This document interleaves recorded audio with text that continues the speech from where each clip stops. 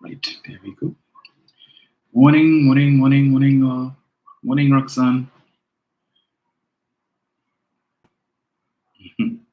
Thank you for my rooms, Roxanne. Yes, much improved, much improved. I still have the cough, but it's not as bad. So we get in there. Anna Sisnath, morning, Anna. Neil Francois, always present. Morning, sir. Cyril Mayas, morning to you. Merle Durant, morning, Merle. Lynette Harris, morning, Lynette. Donna Wolcott. Morning, Donna. Felix Hospitalis, good morning to you, sir. Morning, Arlene. Arlene Lewis. Daniela Williams, morning to you. Gabriel Phillip. Morning, sir. Alberta Sampath, morning. Christopher Serret, morning to you, sir. And all says, and all in the life. God's blessings to all. Ruth Trude, morning. Althea, morning to you. Junior Neverson. B. Wilson, morning. Also, we have here Renwick Roberts, morning to you. Shah, morning. Rosemary Headley, morning, Rosemary. John Cato, morning, sir. Patricia McKenzie. Discuss, morning to you. Deborah Edgehill, morning. Deborah the Patriot, morning. Trevor Carter Nelson, morning, sir. Freddie Williams, morning to you. Jennifer Nicholas. Emerson Brown, morning. See, we have on Facebook. Diane Charles, morning, Diane. Good morning to His Excellency, the President of Pleasantville, Nigel O'Connor, First Lady, Monsieur Keegan, morning, Carol. Carol Myers. Carol, how's the weather on your side? I have a little bipolar weather this morning, but it seems as if the rain may win out. Ruth Fronting, good morning, Ruth. Sarah Richards, Finbar Calendar, morning, sir. Finbar is all the way out in Toronto. Nice. Joy Ragunanan, morning, Joy. Tandy Sandiford, morning to you. Claudette Jeffrey, morning. Marva James, Alison Boyce, morning, guys. Carol Bucco, morning, Carol. Milka Rock, Winston Jack, morning. Shari Bartholomew, morning to you. Merle Durant, morning, Merle. Eva Smith Spivey, morning. Don Khan, morning, Don. Christopher Siffy, is it? Morning to you, sir. Nadia Dixon, morning. Jennifer Dorset, morning, Jennifer. Winston Jones, morning, sir. Right, so Carol says it's sunny on her side. Sunny, all right. Let's see. Yeah, sunny on my side, but the clouds are starting to gather. So Bertrand Joseph, morning. Nadia Dixon is all the way in Manhattan, New York, one of my favorite cities. Enjoyed it tremendously when I was there last month. Hazel Allen, morning, Hazel. Julian Parker, morning to you, sir. John Edwards, morning. Agnes Mondesir, morning to you guys. See who else we have here on Facebook, on YouTube. Trevor Carter Nelson, Freddie Williams. We have Dion Lewis. Marilyn McAllister, Theophilus Lockheed. Good morning to you guys. Nicola McNichols. Good morning, my friend. How are you? Camilla Dean, morning. Nigel Redhead, morning to all of you guys. J. Dimples Bruce. Bernadette Stewart. Morning, Bernadette. Let's see. All right. So let me get into this. Yeah, so, of course, I wasn't. We didn't have our live last week, Sunday, of course, because of the PNM Sports and Family Day, which is still causing much consternation to a lot of people. Judy Bowen, morning, Judy. Yeah, it seems that the fully duns. Indeed, Nicola, long time no see. Yeah, we had to fix that. We had to fix that soon, since we no longer have our annual opportunity to meet. So we need to create new opportunities. I'm recovering from the cold, but otherwise I am good. Can't complain. Yeah, so I was saying that the Sports and Family Day that was held last week Sunday, unfortunately, is causing a lot of consternation for a lot of people. The other side, the fully dons, who are still trying to reconcile or to understand how the PNM was able to draw such a large crowd. And to the extent that we've had in-depth analyses from a number of, yeah, these armchair wannabe politicians who want to, anyway, I know even, yeah, they let them stew in their own fat. Because between that turnout, and they know full well, I challenge any other political party to call a sports and family day and see if they could draw as large a crowd, as large a turnout, an enthusiastic turnout at that. But of course, there will be those who will say, well, it's CPAP workers, they pay and they're forced to come to the thing to make up numbers and all that. That is to satisfy their consciences, right? They hurt it. We know that. They hurt it. Can't help themselves. There's more of that to come. And they still continue okay, we discussed that just now. So the latest update with respect to Hurricane Beryl, and it's now officially a hurricane, Category 3, and is expected to make its way through the Caribbean starting later this evening, tonight at around midnight, early morning around, between midnight and 2 a.m. tomorrow. It's expected to reach the Windward Islands as a Category 4 hurricane. And as it proceeds through the Caribbean region, it would impact Jamaica later on in the week, sometime around Tuesday, early Wednesday morning as a Category 2. So the islands that are now in danger are Barbados, Grenada, St. Vincent and the Grenadines. So they are all now under hurricane watch, is it? Yeah. Warning. Tobago is also under hurricane warning because they said that the storm is intensifying as it makes its way towards the Caribbean region, and in particular the Windward Islands, right? So Trinidad is not going to be directly impacted, but based on what is being reported, we will be experiencing feeder bands, right, which will be the outer bands of the hurricane, and it's likely to bring, there's a 10 to 25% chance that we may experience tropical storm conditions in terms of winds and thunderstorms, rain, and the like. Yeah, and the flooding that is expected and the amount of water that we can expect. So, I mean, it's 6 or 1/2 a dozen the next 50-50. We need the water, we need the rain for the reservoirs, but on the other side, we definitely don't need the damage that may come, because we had the tropical wave 15 that passed over us yesterday, and we saw that there was some minor damage in various parts of the country, with some persons losing their roofs and so on, but no lives were lost and no serious bodily injury was recorded. But we expect that there is going to be some fallout from. But then again, as I say, God is actually. So anything can happen in the next 24 hours, but that's what we need to watch. So I went to the supermarket yesterday, Massey stores, and I don't know what is this obsession that people have whenever you hear a storm or anything like that. And as we saw with COVID, people seem to want to stock up on toilet paper. I went to Massey in Mandalay, and as almost every trolley I saw bales of toilet paper. Like, what? I don't understand it. Not even so much food at all. Everybody toilet paper and paper towels. Okay, I can never understand it. Okay, so Michael is saying the Met Office just placed Trinidad under tropical storm watch. Oh, I wasn't aware of that. Michael, thank you so much for that update. Right, so in as the case, folks, be careful out there. Make sure that you are prepared, hunker down, you have your candles and whatnot, and so you might be in for a doozy. Yeah.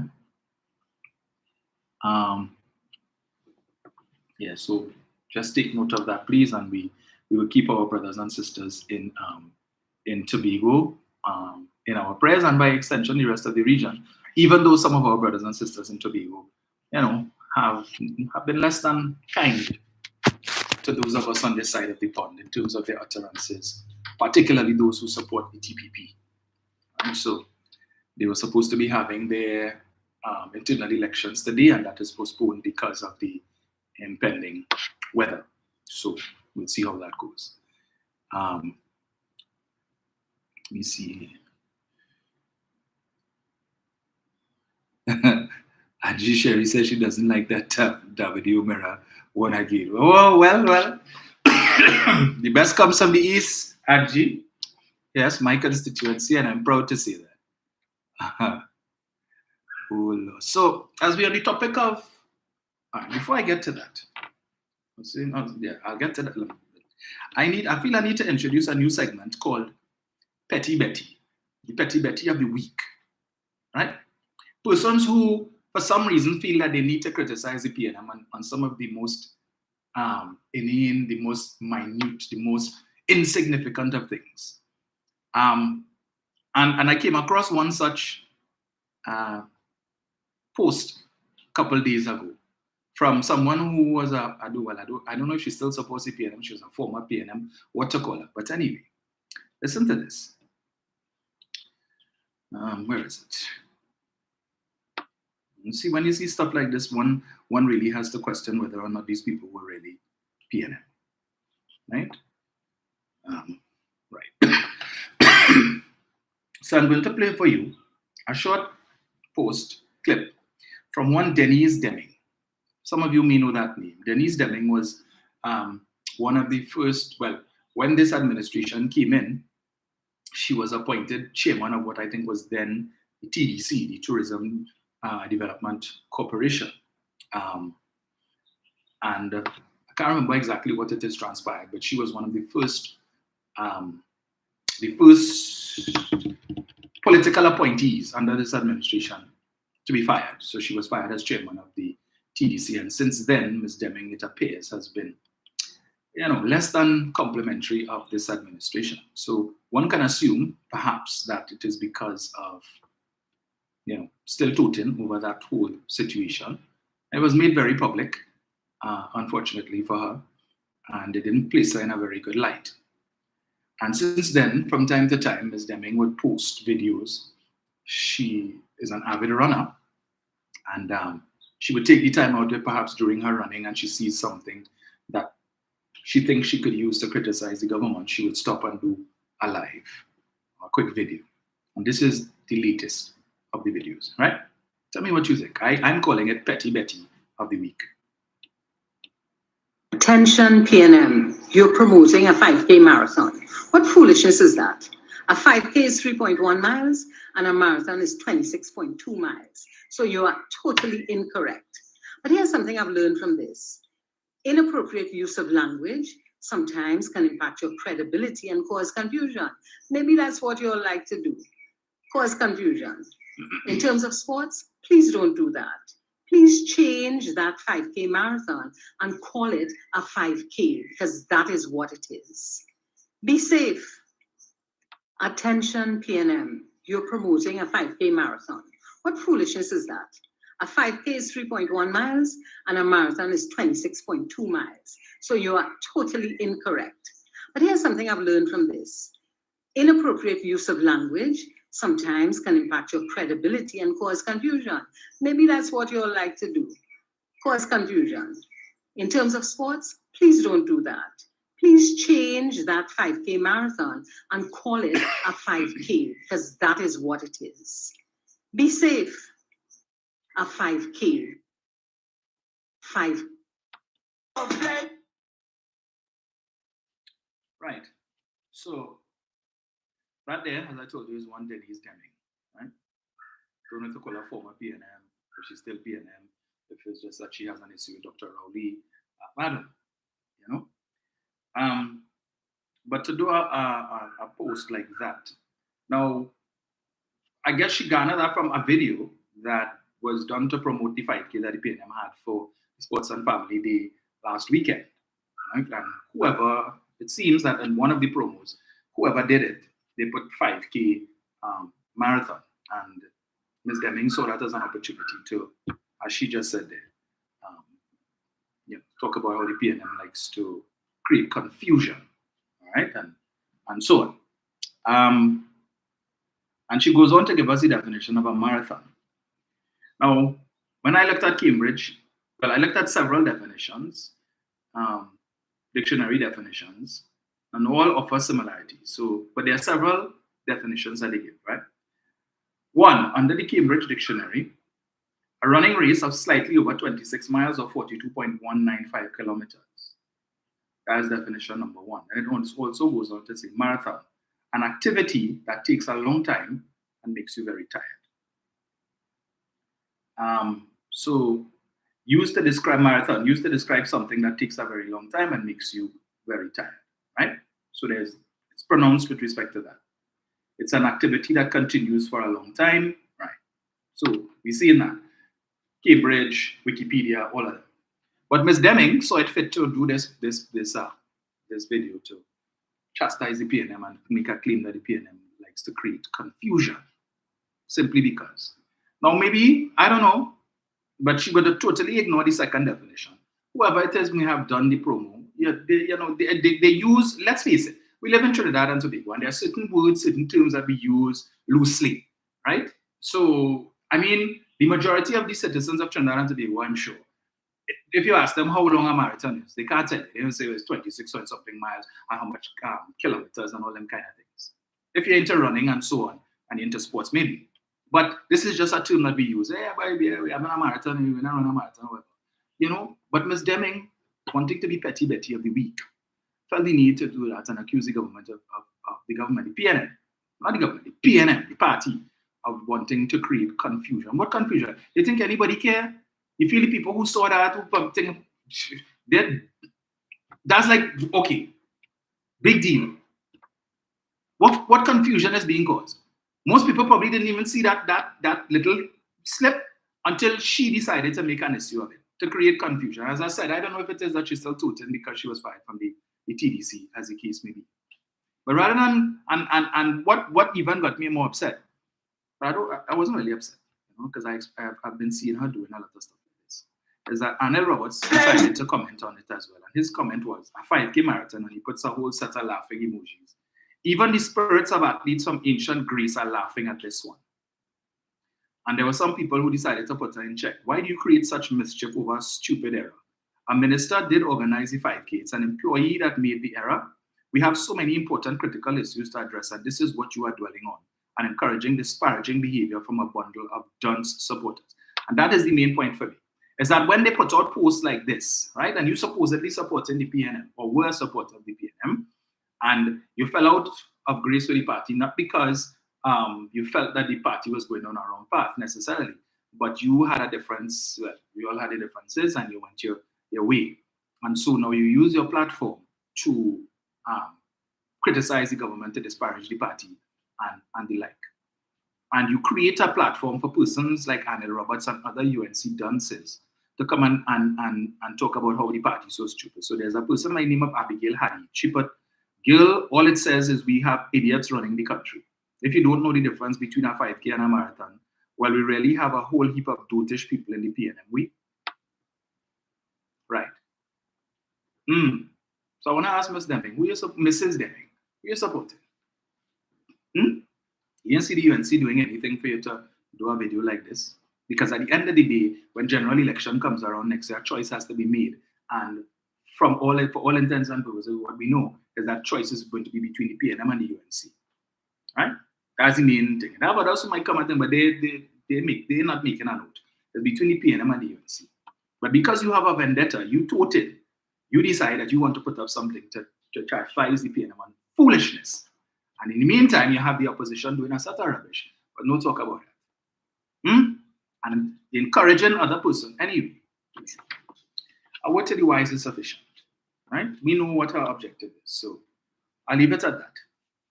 So we're talking about the weather. And so we had some rain last week, much needed rain. And we saw a couple of days, there was some flooding in Port of Spain. Downtown Port of Spain.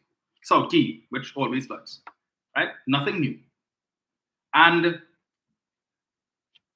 coming on the heels of, as I said, the PNM Sports and Family Day, as well as the outcome in the 2 by-elections, we now see the UNC supporters, the fully done crew, jumping on anything and every little thing to criticize the government, right? Because they need something.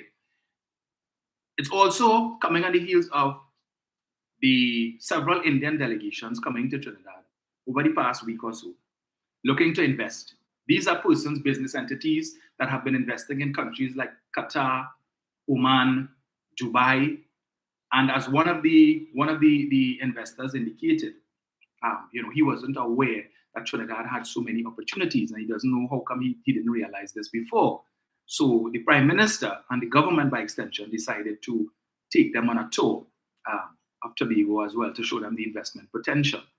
Because one of the things this administration has been accused of over the last 9 years is not bringing in any foreign direct investment into the country. Right? And the UNC loves to talk about that. But anyway, so in the face of we getting, and then we also had visitation from persons from Ghana as well, business entities from Ghana, expressing interest in investing in Trinidad and Tobago. So UNC is not pleased about it. And I would have told you all since last year that following the results of the local election last year, and this is a sign of things to come, that as we lead up to the general election, you're going to be seeing a lot of things happening that is not going to sit well with the UNC because it's going to increase the PNM's political stocks. And we are seeing that now. And now that there's a real possibility that the refinery may be sold and would come back into operation, that is not good news for the UNC. It is not good news for the, well, Jita, Roger, and these guys who seem to still have some lingering hope that they may end up getting the refinery. So they've thrown their lot in with the UNC in the hope that they win the next election. And maybe the UNC and Kamala Prasad Bisesa would be so grateful to them, and they would reward the efforts of the union by giving them the refinery to run. That's not going to happen. No way, no day. But anyway, so there were some rains last week, as I said, and in Port of Spain, downtown, as has been the norm. And they jump on that to talk about how the PNM, so this government so incompetent, and 9 years they in office, and Port of Spain still flooding, and what they do for that 9 years, and all of that. You even had people like Clyde Weatherhead, who I think was a former president of the PSC, joining in the foolishness, right, to talk about the flood and all of that. And let me see anyway, let me see if I get it here. Hold on. I don't like to misquote these people. Let me see here. The petty things that they're making an issue of is mind-blowing. And yet still they want, right. So this was Clyde Weatherhead. How many millions did the Ministry of Works and Transport spend to make flooding on South Key a thing of the past again? Oh, I forgot. Climate change just started happening the other day. And that generated some comments. But ask Mr. Weatherhead and others who like to criticize. How long did the floodwaters take to recede? Were there any reports of damages to any businesses? Were the floodwaters so bad that it entered any businesses and caused any damage? No. You know why? Because the floodwaters, unlike years past, would have receded in less than an hour because the government would have put certain things in place with respect to cleaning out the drains and the like. There's the retention pond that is higher up the road, higher up, closer to when you're heading east. But the biggest impact of all comes from the pump house that the government would have put in place, the $5 million pump house that was put in place by the lighthouse. So that when the rains come and the floods, the inevitable floods take place on South Key, and the pump is activated, it pumps out the water immediately, right, into the sea, right there. So whereas in years gone by, it might have taken a few hours for that water to go down. Now it happens, the water goes down in the space of about an hour or so. They ain't talking about that. But still running them out of, this PNM 9 years and they can't do nothing to fix. That is as if they don't understand that is reclaimed land. Even when we don't have floods. We saw what happened some years ago with the cathedral, right? The Cathedral of Immaculate Conception, Catholic Cathedral, where waters and look how far, look at the distance between where that church is, the cathedral is, and where the ocean is. But yet still, you have water coming in all the way from the ocean, right? And it's not coming on the surface, such that when they went down into the crypt in the cathedral where they have the bodies of former archbishops, it was underwater, right? Do you all remember that? It was underwater, water coming in from the ocean. And the crypt was inundated with water. And they were only able to recover the coffins of late Archbishop Anthony Pantin and late Bishop Menz, because those were the two most recent additions to the crypt. And the caskets that they were buried in were copper caskets. So we would have seen evidence when they brought up the caskets, because they had to do work to try and fix the crypt so that they could put the bodies back down and this time to try and see what could be done to prevent water from getting in. But of course, the other coffins that were there from years before, they were not able to recover those, unfortunately. Remember that when they brought up the coffins and they had a little ceremony and so on, and you saw evidence of rust on some of the caskets because of the water, right? So the problem, I think, may have been fixed, and then they went and the bodies were reinterred. But they forget these things. And so they want to make a big issue of that, because what else they have to talk about? What else? But they seem to forget, and I will remind them, that when the PP was there, the PP who they want to tell you was the best government ever, and Kamala Persad-Bissessar was the best prime minister. Let me remind them of what was said by the then minister of what was his ministry, boy? The Ministry of the Environment and Water Resources, one Ganga Singh. Let me remind them what Ganga Singh said in 2015, right? Let me get this article here.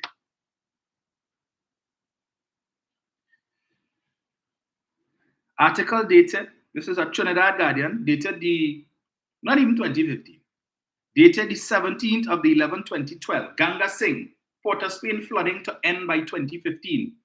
By the end of 2015, widespread flooding in Port of Spain will be a thing of the past. This was the date given by Minister of the Environment and Water Resources Ganga Singh during a tour of the drainage network system in the capital city, which frequently floods following heavy downpours. Noting that after every deluge, the government has had to desal channels in Port of Spain and environments, Singh said the bill for this exercise was a heavy price for taxpayers to pay. When they do the desilting, I saw a figure of 10 million last year. That is only during a 6-month duration. And if you are going to have 10 million for desilting, that is money down the drain, so to speak. Addressing the media yesterday, in company of drainage engineer Ramdat Babulal, Singh first viewed a detention pond in Silots, which traps water from the hills and takes it downstream. And the pond is the first phase of a Port of Spain flood alleviation program, with the second phase being focused west of the East Dry River. Singh said he has given an undertaking that by the end of 2015, flooding will be eliminated. There is no overnight solution. You are talking about cumulative problems over 4 and 5 decades. It can be done with major investments and technical expertise. However, in the interim, contractors have been mobilized to clear all channels blocked with silt and garbage. Singh said channels leading to the sea are clogged while buildings have been built over them. And on Tuesday, the beverage container. He said the malady is deep, stating that drainage infrastructure had not kept pace with development work in the city, and there is need for significant investment in putting down new and to expand existing infrastructure to deal with the drainage problem. Singh said his ministry, along with the Ministry of Planning, are working with the IDB to source funding to undertake this task. Right? Yeah, since 2012, he said flooding will be a thing of the past. In 2015, we're in 2024. What happened to that? That's just like the water for all claims. Remember, under Pandey? Water for all by 2000. Ganga Singh dropped pipe, and more pipe. Don't ask me the size of that pipe because I ain't see it yet. And the only pipe I know about is Dr. Bissessar pipe. Remember that? Who said that? Right. The same woman who they want to tell you was the best prime minister. 2015, flooding was what happened to that? Remember they talk about they were supposed to get some loan and they organized some loan with the IDB for $120 million to fix flooding in Port of Spain. What happened to that money? What happened to that? But they said he completed $10 million they're spending to desilt in an attempt to treat with the issue. And this government came and spent half of that to build a pump. Common sense. Right there. Opposite the lighthouse. Right? Such that when the rains come now, you turn it on and the floodwaters are pumped out and everybody free to go within the space of an hour or less. But no credit for that. Nobody ain't talking about that part. No. So they only share a set of videos and memes and all kind of foolishness about the flood in Port of Spain. I know the PNM so incompetent. And look, the aftermath of PNM Sports and Family Day. I tell you, they're hurting. They're hurting because of that. But anyway, Since the PNM Sports and Family Day, and even before that, a little before that, since the announcement that the government may have found a buyer for the refinery in the person of one Mr. Naveen Jindal, supporters of the United National Congress have become emboldened in their racism. Unfortunately, I know I don't like to talk the race talk, but I am seeing it and I cannot ignore it. No longer are they hiding in the shadows of the private Facebook groups, right? They lock Facebook groups. So to get in there to see the nastiness that they see about PNM supporters, and in particular PNM supporters of African descent, you have to join the group, right?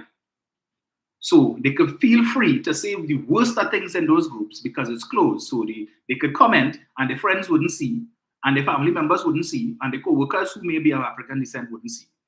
They are no longer hiding in the shadows of those platforms. They're now coming out boldly.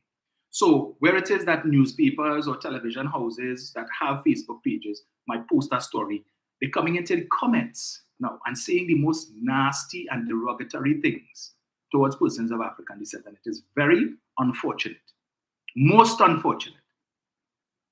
Because I'm seeing a lot of talk now about Calcutta ship and the Calcutta ship coming to save Trinidad and Tobago.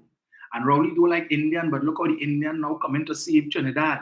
And he went Ghana and you're seeing nothing with the African and them. Why how come they may come in? And we still waiting on the yam from Ghana, but it's the Indians and them who he didn't like and all of that, who we now begging to come and save Trinidad and to come and invest in Trinidad and all kind of nastiness. Let me give you an example. One I saw went so far as to go and dig up, I don't know where she get that from.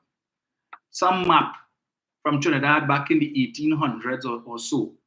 Three maps of Trinidad to show sugar cultivation during slavery and what sugar cultivation was when the indentured laborers came to the country and all of that foolishness. To basically say that it was the East Indian community that was responsible for developing the sugar industry in Trinidad and Tobago, and that prior to the indentured laborers coming in 1845 or so, prior to that the African community basically didn't do nothing. This is the lengths to which they go into it. But you see, I screenshot some of the nasty comments that they have been posted, unfortunately. And as I said, I don't really like to talk them things, but anyway. That's not it. One by the name of Leonardo Sohan. Here we see. And he's responding now to this post that I told you all about, that one Natalie Jaikaran in a Facebook group called Trinidad and Tobago Politics 24/7 Open Microphone, where she posted these three maps to show you cultivation of sugar on that when the Africans were there, the slaves were there, as opposed to increases. I don't know where she get this map from. Like here, Leonardo Sohan. There wasn't much cultivation by the slaves. The British business actually kicked off with the introduction of East Indians. Something bothers me though. With that little amount of work and all that brutality Africans had to accept, is it because they are not workable or they're too idiotic and dotish to get simple work done? Let me get another one here for you. Let me get it. One by the name of Dune Gobin. So somebody by the name of Kimberly Dennis, who was responding to the post by Jaikaran, she says, this is fake. She wants to tell African people, all you can see, Rowley don't like his own and right. So Mr. Dune Gobin responded, foolish comments. Africans don't have the resources to do this type of business, nor the know-how. Keep your stupid comments to yourself. Right, so this post was in response to Mr. Jindal wanting to purchase the refinery. And Mr. Gobin is saying Africans don't have the resources to do this type of business, nor the know-how. And we continue to see comments like that. Foolish comment. If I tell you the amount of them I have had to engage. So when I saw this, I had to respond to Mr. Gobin and I asked him, I said, you can't be for real. You cannot be for real. With this level of stupid, dotish, this is the most idiotic comment I have ever seen. And his response was, he is supporting and standing by his comment.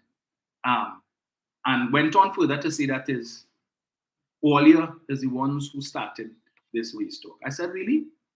Really? Who's all here? Who are you referring to? And I had to take his mind back to 2015, in the wake of the general election, when the UNC People's Partnership lost the election.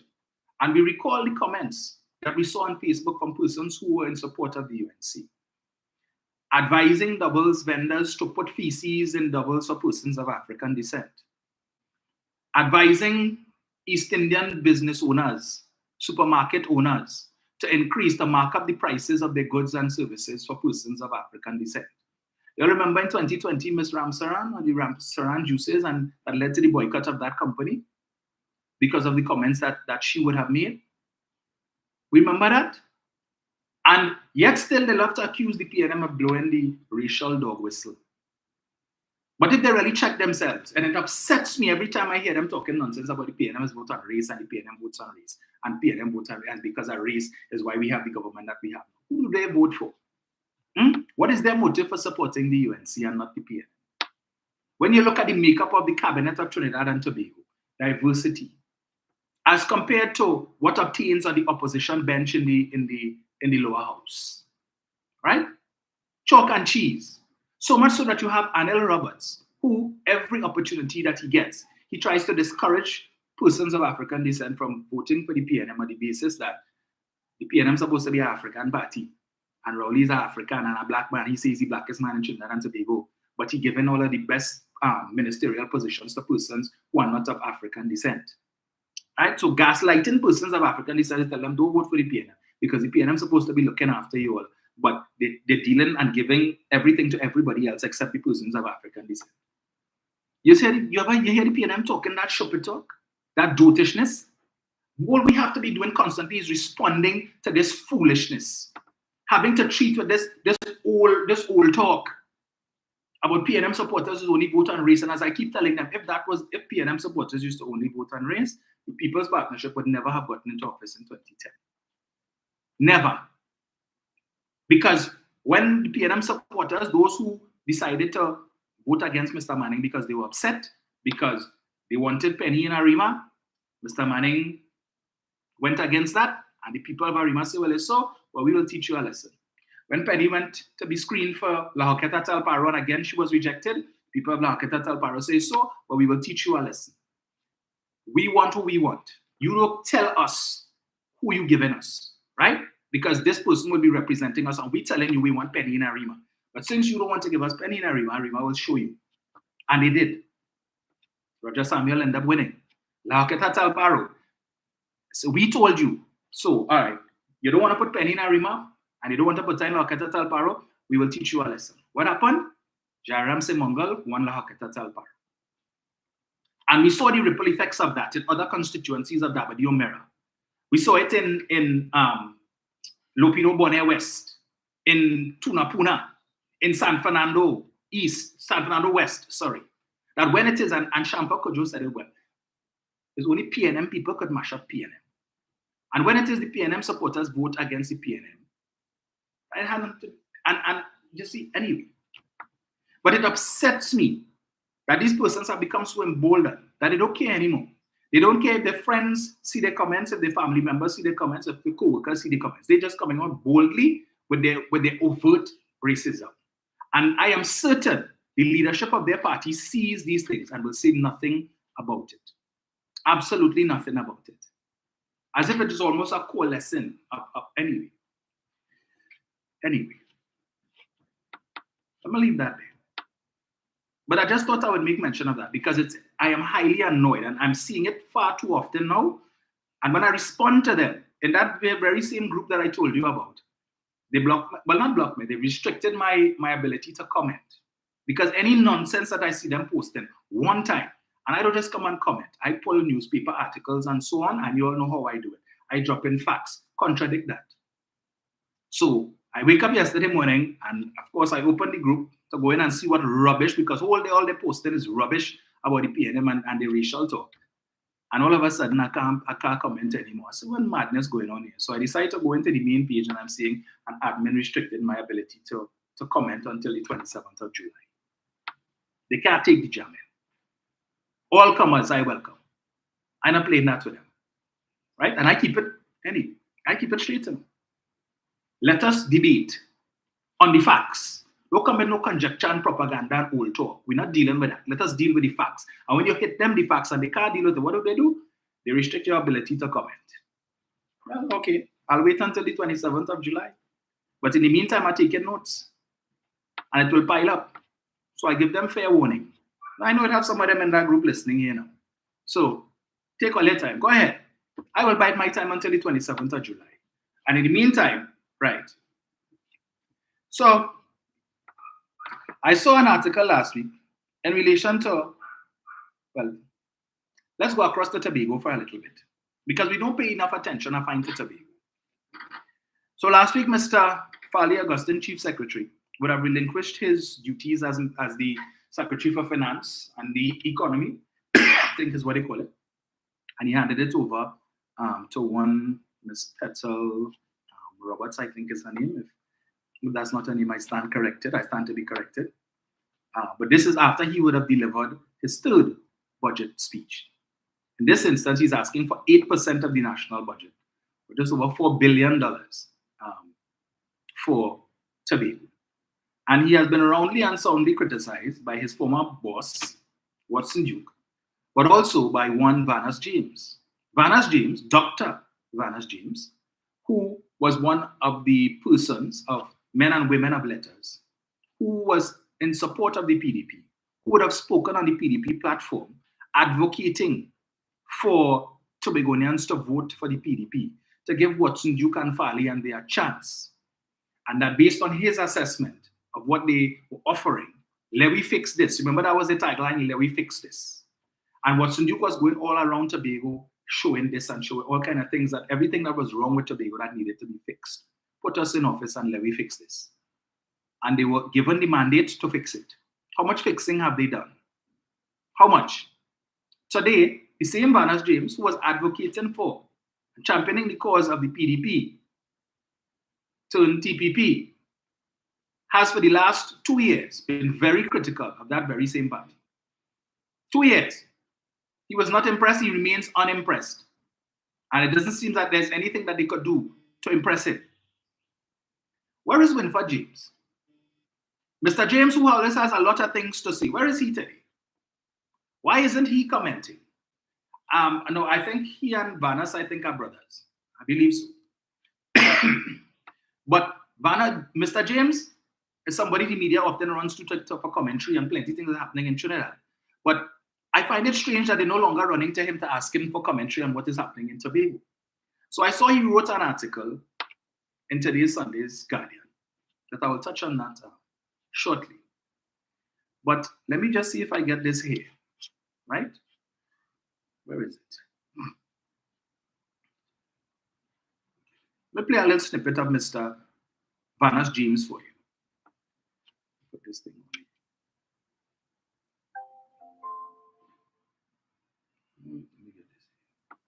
For the people of Tobago. From you, if you have not done the work to establish the mechanisms, without the change in the law, it could be done. Establish the mechanisms for the people of Tobago to inform you as a government as to what to do. Then it really is signaling that your political party that you are forming is a way to look after your own interests, right? And in scriptural terms, in the light of the last campaign that we held, that is what the Bible would describe as deceit and desperate wickedness in high places. That's what biblical language. I'm candid at that. I call it incompetence. But really, what it demonstrates is that you don't understand what you have to do for your own party to be part of an effective democratic process. And if you don't understand that, you have to set up Tobago properly. How do you understand? How do you convince me that you understand what it means to set up a party properly? The two are seamlessly linked. You can't have a democratic party and an undemocratic government. That's what happened to the PNM. And the same campaign that I was willing to wage against the PNM, remember the PNM people called me vagrant? Oh, yes. The same campaign I waged against them is now required by the people of Tobago against this group of people who have demonstrated no capacity. Either they are incompetent or they are wicked. I don't say they're wicked. I will say they're incompetent because they clearly don't understand what is required for Tobago to get any chance to move forward in the Caribbean diaspora. Any mandate, so-called the next election. That's what is you.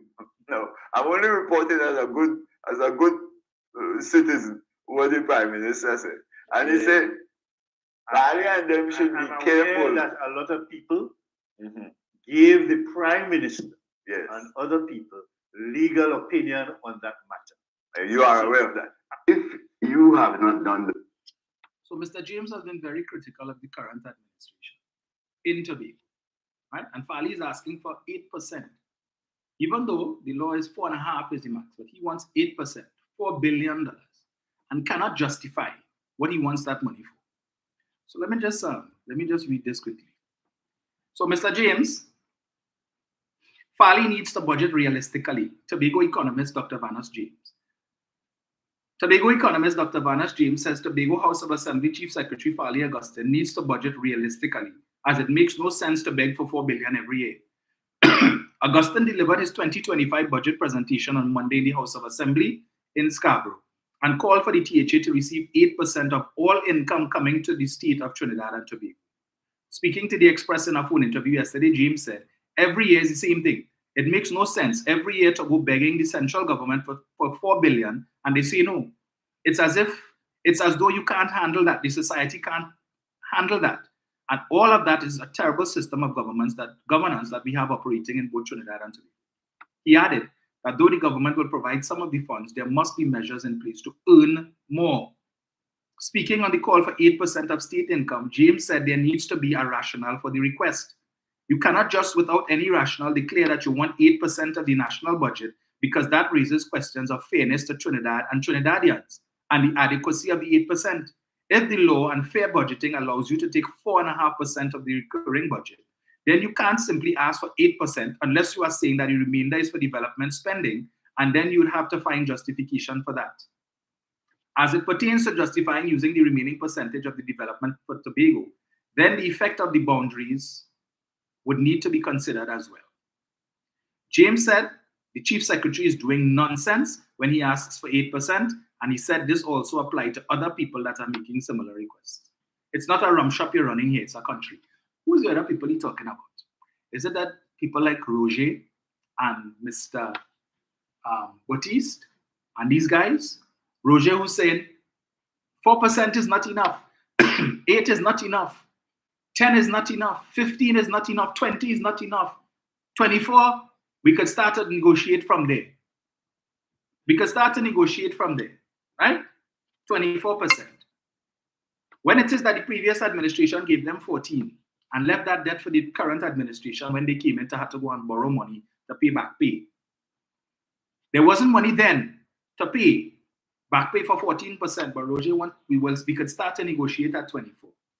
And that making sense because they figure that kind of dotage will resonate with the trade union movement. But coming back to the issue of Tobago and Mr. Augustine.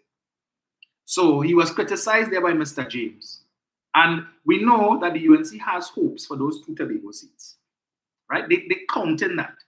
Right now they're in panic mode because they're looking at what happened in Lengua Indian Walk and telling themselves there's a strong possibility they're going to lose the Moruga seat to the PNM.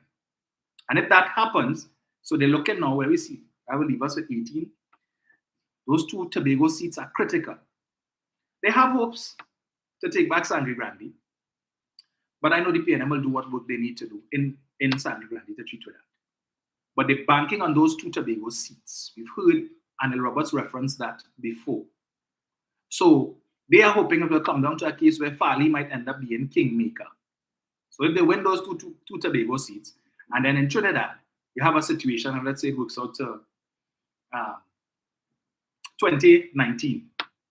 Let's just say, or 21, 18, 2019, right? All Fali has to do is to join with Kamba, and he end up at 21, they end up at 21, and the PNM 20, and they win the election. And we know that the UNC is more than willing to negotiate to give Fali and the TPP whatever they want with respect to Tobago autonomy. Just for the sake of that 2 seats so that Kamala could get back into office to be prime minister for 1 more term, while she still has probably, her battery still has 30% life in it. Right now? Yeah. It are not recharged, that battery not recharging. So while it still have some life in it yet, she wants to get back inside here. And if it means that you have to do what you need to do with Fali and offer him anything that he wants, so be it. But here it is that you have Vanas, who is an economist, telling you Fali talking nonsense, he's doing nonsense. But where is the media to talk about that? So how is it that only in Tobago they interviewing Vanas? But the Trinidad media not interested in talking to Mr. Vanas James? Somebody who would have supported the TPP, the PDP. Now, well, then they went to independence and now they are the TPP. And now he is telling, this is a man who was talking all the time. When during the THA election, media houses in Trinidad, media houses in Tobago interviewing him to find out what all of a sudden the Trinidad and Tobago media houses, the Trinidad media house is not interested in anything Mr. James has to say. So that when it is the Minister of Finance says that the media is doing the UNC's work for them because they realize the UNC is weak and they play proxy for the UNC. They are echo chambers for the UNC propaganda and chop it talk. You have people saying, oh, Imbo talking rubbish and Imbo this and Imbo that, but the evidence is there to be shown. Because there's only Tobago Updates and Tobago Channel 5, it seems, interviewing Mr. James, but they're not interested in presenting this to Trinidad. And we had to ask the question, why that is so. And when it is that we have Mr. Watson Duke, who would have stood up in the chamber, and he too was critical. Or you could say he has his axe to grind, no problem. But if you listen to him, he made some very valid points. Fali Augustine, in his first budget speech, had to admit that the Tobago's contribution to the national pie is about $240 million a year. 240 million. And here, when he said that, when he read that, it was evident because he stopped, he paused, he's like, what, just read it. Like he didn't write it. Right? Because he had been all over the place talking about that is rubbish and that is old talk and he don't know where they get that from. But then you come and stand up in the chamber and read a document that says Tobago's contribution is about $240 million a year. But you want 4 billion. 4 billion. And the argument being put forward, Tobago has a population of about 65,000, as opposed to one of the corporations in Trinidad, Tunapuna Piaco, which has about 135,000 persons to be serviced. And they're not getting 4 billion. And they have development needs. And they have recurrent expenditure needs as well. And so Watson Duke is telling them, well, they need to do more to earn more. Do more to earn more. But when this central administration is trying to help them to do more, to earn more, we get in, the central government is being repudiated and chastised. So we have the hotel in Tobago, right? This article that came up last week, a win-win for all. The Marriott Hotel that is proposed to be constructed in Rockley Bay. And that thing should be progressing to get that hotel constructed, bearing in mind that the Tobago Airport, the new Tobago Airport, is going full speed ahead. And soon enough, when that airport is finished and it starts accommodating more tourists, when you have more international airlines coming in, where are these people going to stay? So you want to market Tobago. We build a new airport so we can accommodate more international airlines, bringing more passengers, more airlift. But when the people come to Tobago, to stay where? To stay where? They will camp on the beach? We'll send them to the main ridge. Nobody lives there. So they fought down Sandals. Sandals gone. Now they want to fight down the Marriott. And the main argument for fighting down the Marriott is because the company that is behind the construction of this hotel happens to be owned by a member of the Syrian Lebanese community. So their logic is that this is a way for the Syrian Lebanese community to inject themselves into Tobago and enslave, that is the word they keep using, enslave persons of African descent who will come to work for them. Watson Duke gave us that dotish talk with Sandals, all Sandals want to them little young Tobagonians to come and stand up with white gloves and scissors steel as butlers and maids and so on to serve white people. And Tobago won that. They won the best of jobs. So who is going to do the job of the porter? And who's going to do the job of the waiter? Who's going to work in the kitchen and all of these different things? Who went to get those jobs? And I was making the point that you have a number of hotels in Tobago now. guest house. Well, if we focus, we have Comfort Inn. Comfort Inn came in under the PNM. No issues, no problems. Nobody was complaining about the concern about the young people who would be working in these in the hotel going to be serving as butlers and maids and so on. We had no complaint about that, right? The hotel bill, it increased the room stock in Tobago. Now it is that we have need for an all-inclusive resort in Tobago. Tobago is losing out a lot of business to places like Grenada, Barbados, which has a number of all-inclusive resorts. And this is what foreigners are looking for. As I made the point to you before, they're not going to come to a country where I stayed in a hotel, but when I need breakfast, I have to leave the hotel to go and find breakfast outside in a place I don't know. And then when I need lunch, I have to leave the hotel to go and get lunch outside. Or when I need to get dinner, I have to leave. Or if it is a bite in the hotel, it's expensive and it's not a part of my overall package. So this is what tourists are looking for, the all-inclusive package. So when they come, it's just to enjoy themselves. They don't have to worry. And they fighting it down, on the basis that there's a board coming to build it. And we can't support that. They're building villas. The development will include villas. And the average Tobagonian can't buy villas. So all they're doing is coming now to take Tobago land and build villas for the Trinidad elite to come and buy a property in Tobago. This is the kind of dotish head that they're pushing, right? Dotish head that they're pushing, but you want $4 billion to run Tobago. What you're getting now is not enough. $4.33 is not enough. You want you're asking now for $5.80. That's what he's asking for. To do what with it? To do what? What have they done to promote tourism in Tobago other than spend over $20 million? Say they fly into England and Jamaica and the US and Germany, all over the place, but they have brought nothing to Tobago to develop tourism. Absolutely nothing, right? But you want $4 million out of the national budget to do what? So you could put on money in saving and say that we have. So you could pay for what Trevor could feel emboldened next time he goes away and there is a hurricane that he could board a private jet and come home and the THA will foot that bill. Up to now, we don't know what the outcome of that was. We don't know what the outcome of that was, whether or not the bill was in fact presented to the THA and if it was paid. Because again, the media are not interested in that, in pursuing those things. Not interested in pursuing those things. So for all we know, that bill could have been presented to the THA. Trevor could have made a good argument and it was paid and we will never know. Never know. Because not the media in Trinidad or the media in Tobago went to follow up on that to ask Fali or to ask Trevor, well, you mind showing us the bill to prove that you paid it? We ain't getting that. If it was the PNM had done that, if it was a PNM minister had done that, bet your bottom dollar the UNC would have been all over that. They weren't going to let that rest. They were going to file freedom of information request and all kind of thing. They would have got the minions inside it to get documentation to show who paid it and all of that. But they're not interested in what's happening in Tobago. So Fali could ask for $8 billion or $4 billion as the case may be, 8%.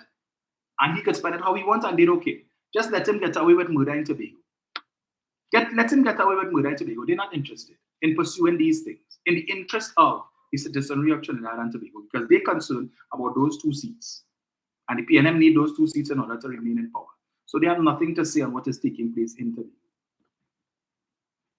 So Dr. Rowley and some of his ministers took one of the Indian delegations to Tobago last week to show them what are some of the investment opportunities in Tobago. They did not invite Chief Secretary Fali Augustine or any of the secretaries from the THA. Leave it up to Anel Roberts to make an issue about that. So he did a whole live talking about how the government disrespect the THA and they disrespect the Chief Secretary and they disrespect this one and that one and how you could go and show people around Tobago and not include the THA and all of that. Now that might have been a proper argument, even except for the fact that this THA has shown nothing but contempt and disdain for central government.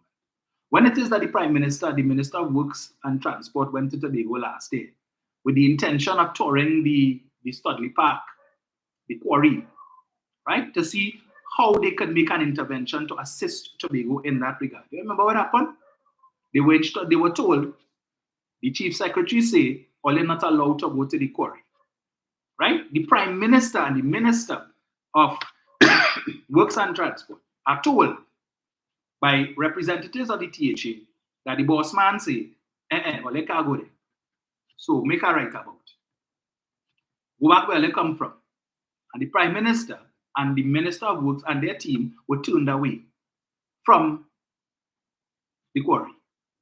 Right? But you expect, here, let us embrace Valley. Let us embrace Valley. They run Sandals, they want to run Marriott. They don't want to establish any kind of relationship with the central government, but the government should make overtures to reach out to them for what? For what? So that they could come and sabotage?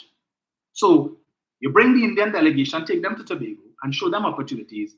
And then you have persons who, well, now they can't do nothing there, because forget that. Look what happened the other day with the Elephant Tree Resort, where the gentleman, the managing partner for this entity, flew all the way from the US, came to Tobago to meet with Fali for a meeting to discuss the use of an idle piece of land, where they were going to spend their money to build additional facilities in Roxborough, to benefit not just their hotel and resort, but also the Manta Lodge, which is under control of the THA, at no cost to the THA. So this man is offering to spend his company's money to build facilities that would draw business to your hotel. And you didn't even have the courtesy to meet with the man, right? Make the man fly all the way from the US to Trinidad, to Tobago, sorry. And when he gets there, tell him, hey, here, what now? We can't meet with you again, no? Yeah, but we organize a Zoom call now and see what could be done. You couldn't propose that before. That is the ultimate disrespect, especially since the people have already invested tens of millions of US dollars in an ongoing project. And you couldn't meet with the man for 15 minutes, as he says. All he required was 15 minutes to pitch his idea. But they're interested in developing Tobago. And that is why Watson Duke has to say that they need to do more things to earn money. But you're running investment. You're running investment. And this government try all how to bring in investment. And as fast as they bring it, hey, Rowley bring that, forget that. Now go from here. We're not interested. Anything the PNM bring, we're not interested. Go from here. But what is the alternative? What have you brought, Valley? Nothing. Nothing. But fighting down central government. And now you have your proxy in the UNC who want to be a mouthpiece in Trinidad to talk about the government disrespectful, and they come to Tobago and they include you all. They had damn right not to include you. Damn right. Because last I checked, this is still Trinidad and Tobago, and Keith Rowley is still the Prime Minister. And if he realizes that you all are obstructionists, and he has to do what he needs to do to ensure that Tobago grows and develops and becomes a much sought after tourism destination, then he has to do it absent you all. Right? Okay. But there was another article I saw I wanted to touch on. Watson Duke takes PSA to court over pension. Former PSA president Watson Duke is suing the union over his pension. Duke, political leader of the PDP, filed suit earlier in June. In it, he is asking for declarations that his rights and contract of employment were breached by PSA's refusal to pay his pension. The lawsuit also said as a result, Duke is facing bankruptcy. As a result of the delayed pension payments, the claimant has been unable to meet his financial obligations, leading to unpaid debts and legal actions from creditors, including banks, over non-payment of loans and credit cards. The claimant is now facing the imminent risk of being declared bankrupt by the courts due to his inability to pay his debts. If declared bankrupt, the claimant fears that he will be prevented from participating in the upcoming general elections. This would cause irreparable harm to the claimant's political career and deprive the electorate of their choice of representative. The claimant, as the political leader of the PDP and a career politician, must remain free from bankruptcy to fairly compete in all upcoming elections in Trinidad and Tobago. Duke is seeking compensation of $729,833.33 as special damages and $25,166.67 as continued payment of his regular monthly pension benefits of 2/3 of his former salary starting from June 20. Duke is represented, right? He was the PSA, okay, they talk about that. His lawsuit says that the PSA's general counsel passed resolutions to allow for the terms and conditions of employment of a president to be parallel to that of a permanent secretary in the public service, Papa Yui. It recounted changes to the pension scheme, which dealt with the qualifying age requirements of benefits for full-time officers and increases in pension sums from 50% to 2/3 of final salary. Duke's lawsuit said when he left the PSA at 45, he had not yet reached the retirement age of 50, which is optional, or 60, which is compulsory. 60 is compulsory, but yet still the current president, Leroy Batiste, how old Batiste is? Batiste looked like he old like the hills. Right? He around since Jesus was in Pampers. But yet still apparently he didn't get a memo. Duke, here's the kicker for me, right? Duke's claim alleged Batiste gave assurances.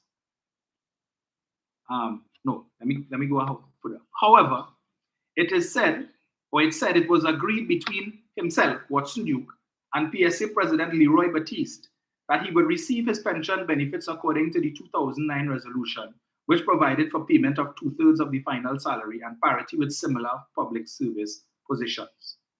Duke's claim alleged that Batiste gave assurances that Duke would be paid according to the 2009 resolutions.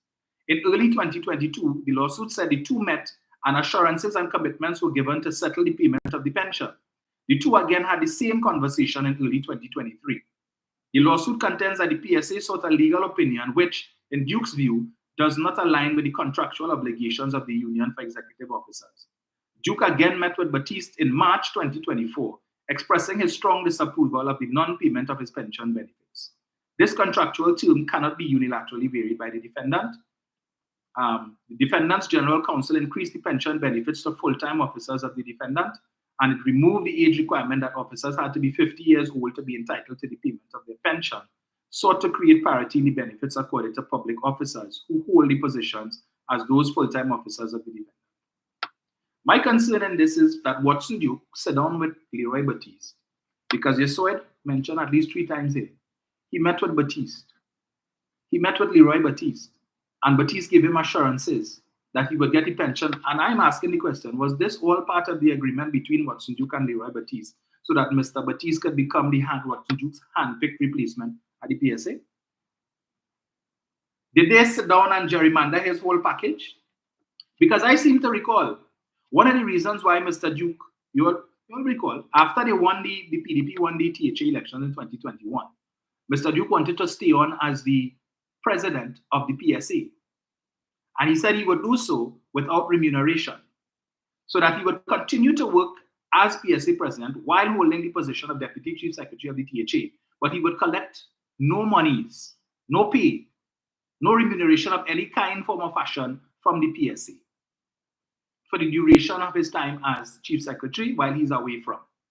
And that matter was taken to court because they were saying that if it is that you're working as the Chief Secretary, doing that job, it forms a conflict of interest, and therefore he cannot be receiving remuneration for anywhere else. And it was against those circumstances that Mr. Duke decided to resign as PSA president. Right? He resigned. Do you remember the money when he talked about pension? When they had the big launch for the PDP in the Magdalena, costing over $500,000, and questions were asked where they get the money from for that launch. And Farley Augustine and Faith B. Israel told us that the monies came from the membership of the PDP, one cocoa does full basket, and that members of the PDP made monetary contributions, and it was that money that was used to have the big launch in the Magdalena. And then a few months later, Watson Duke come and say it was his pension money, the $500,000 pension money that was owed to him in the PSA that he took to launch that, exposing Faith B. Israel and Farley Augustine as being damn blasted liars. I remember that? And the man take his pension money, so he said today he wants his pension at $25,000 a month. And I saw a couple of days ago that the court found in his favor and has indicated that the PSA is to pay him his pension of $25,000 plus a month until such time as the matter is determined in the court. Now, Mr. Duke is making a claim that he is financially strapped. He has no money. He broke into thief. He owed everybody under the sun.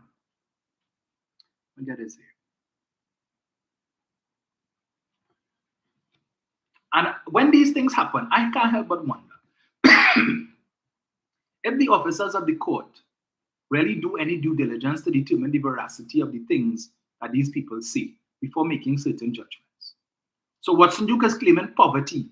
He owed the bank. The balance on his credit card is $130,000, and he's owing on his mortgage and all of that. So he probably could be facing eviction soon.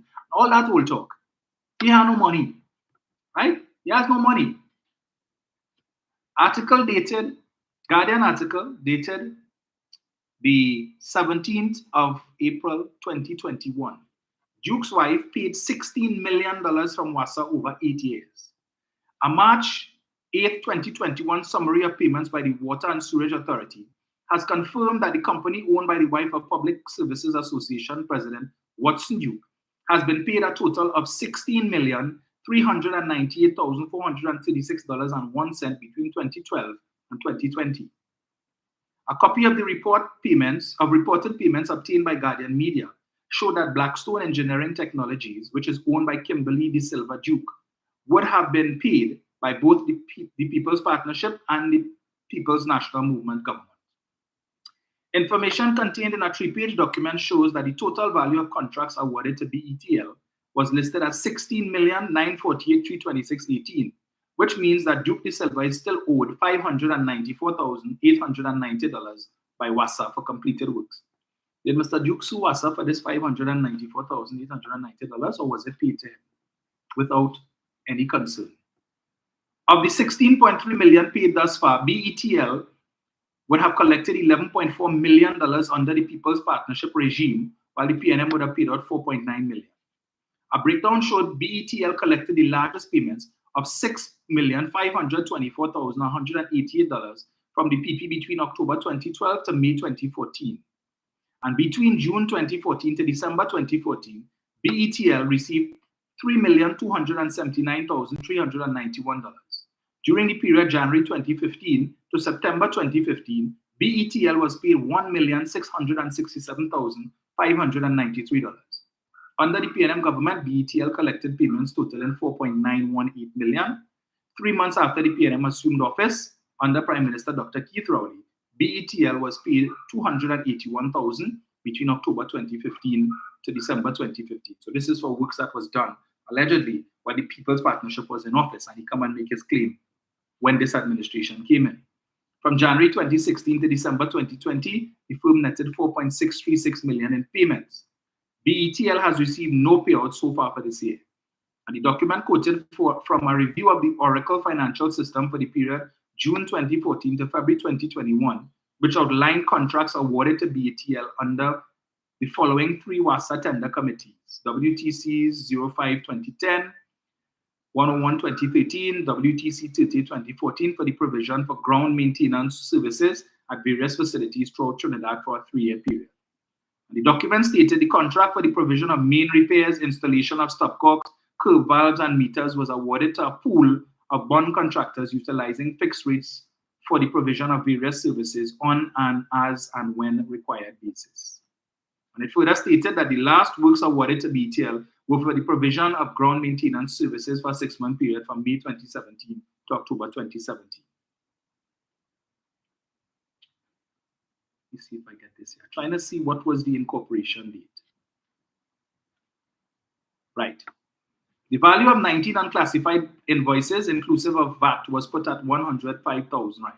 The document highlighted matters of concern regarding the review of board and tenders committee division for WTC 05-2010 on an as and when required basis for an 18-month period, which claimed BETL was not part of the original listing of 27 contractors approved to be awarded contracts at the 675th meeting of the board held on March 18, 2011. And the company was approved for inclusion at the 219th meeting held on May 17, 2012, more than a year after the original approval. So I want to ask Watson, where all that money gone? Where all that money went, Watson? And who is the real beneficial owner of that company? Yourself or your wife? $16 million in contracts. And now you're crying broke? You can't afford to pay your credit card bills? You can't afford to pay your mortgage? Watson Duke? This is the cock and bull story that you offer in the court? I have to ask, the judicial officers don't remember these things? They don't remember, so what? Watson's wife don't want to lend him the money to pay the bills, so she's prepared. She have all these millions sitting in the bank and she's prepared to be evicted from her home. She wants to see her husband's credit destroyed and she have all these millions just sitting down somewhere.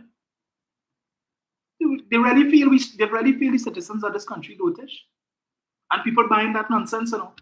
The court found in his favor, so he's going to receive his 25,000 whatever a month.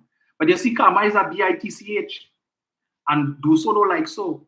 And what goes around comes around, because remember the stress that he gave to Jennifer Baptiste Primus when he came in and after she left as president at PSA for her to get her pension.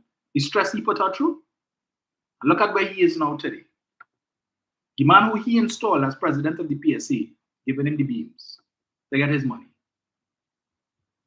Wonder why. Meanwhile, where all the money coming from to pay this? Public servants who pay in their dues every month, religiously. Every month. But up to now, they get a they pay raise and they get a back pay. Because Mr. Baptiste wants to drag out this thing because somehow in his mind he figured they're going to get more money. Misleading public servants into believing. In the meantime, people could have been getting the money, they could have gotten the money and spend it, do whatever it is that they needed to do. While other public servants have gotten their money. They're still waiting on the whims and fancies of Leroy Baptiste. Waiting on so he drawing big pay every month, you know, driving a Range Rover. Left there for him by Watson Duke. So he living high off the hog. And the public servants who pay in the dues every month religiously to the PSA. Now, a man who is no longer part of the PSA, who eat a food, drink a juice, and belch while he was there as president, their dues going to pay him $25,000 a month in pension. Right? You see the kind of perks and why it is that these fellas don't want to leave? They want to cause the government want to increase the retirement age from 60 to 65. And they think they want to force people to work, but them fellas and them pushing in the 70s and they want to go nowhere. Still there. Where James Lambert? Haven't seen or heard anything from him in the longest of whiles. But I'm sure he's still drawing pay every month, right? He's still a part of the trade union movement. But they get rid of Mr. Anizet the other day through the court. I would love to know how much money Ansel Roger gets every month. Right? After he bankrupted the OWTU. With his failed patriotic technologies bid for the refinery. How much money? When you look at the cars that these fellas drive, when Watson Duke was president of the PSA, the first vehicle he bought when he came in was a BMW 5 Series. And then after that, he ended up buying a Mercedes. And then remember when he got in the accident on I think it was Arapita Avenue or something, you now get into a vehicular accident. And the first thing you do is to jump out your car to do a live to tell the world that, hey, you just get an accident on the avenue. And shortly thereafter, what he ended up with? Ask a silly question. Range Rover. When he left PSA, he went from driving from the Range Rover that Leroy Baptiste driving now. He moved to the Range Rover Vela, another very expensive vehicle. I think sometime during the THA election, he went to Tobago with the Vela and he had another one as part of the entourage. How are these things being paid for? So does Mr. Duke want to share with the rest of the country what other deals he made with Leroy Baptiste that Mr. Baptiste now seems to be reneging on so that he could install Baptiste as his successor? So just as how Fali outsmart him, right? He installed Fali as chief secretary and Fali bust his throat and humble him. It seems same thing happening in PSA now. You install Mr. Baptiste and like Mr. Baptiste doing you the same thing. Humble you. The once mighty Watson Duke has now become what? A shadow of his former self. Nobody has no respect for you again. After you put your big toe where you put it. Not even that person has respect for you. And I see she too has now formed a political party called the All People's Party. And they had offices at King's Court at the corner of Park and Abercrombie Street. And they're supposed to be launching sometime next month. Another joker. Miss Like Big Toe. She found when she come out to form a political party to come up against the PNL. Only a set of jokers. But look at what look what Leroy doing to poor Watson now. You can't get no pension and you're claiming you're poor and you're broken. But all them millions your wife get. Around the same time that Barry and Imami was collecting millions too. Millions were sharing willy-nilly between 2010 to 2015, Form a company and come. At the time, Duke was a manager and he was holding a managerial position in Wassa. When was that company, Blackstone or BlackRock, whoever it is, formed? When did they start getting contracts from Wassa? What is Kimberly D'Souza Duke? What is her claim to fame with respect to that type of work? You see, they figure we stupid and we dotish, as if we don't know that that company was formed for a specific purpose, right? And that mandate, the purpose for which it was formed 16 million, almost $17 million in contracts. What is Mrs. Duke's background? How is it all of a sudden after this administration came in, contract stuff? So the company not good enough anymore? Wasa doesn't think that they're good enough anymore to be able to do the work that they were doing before? I wonder why.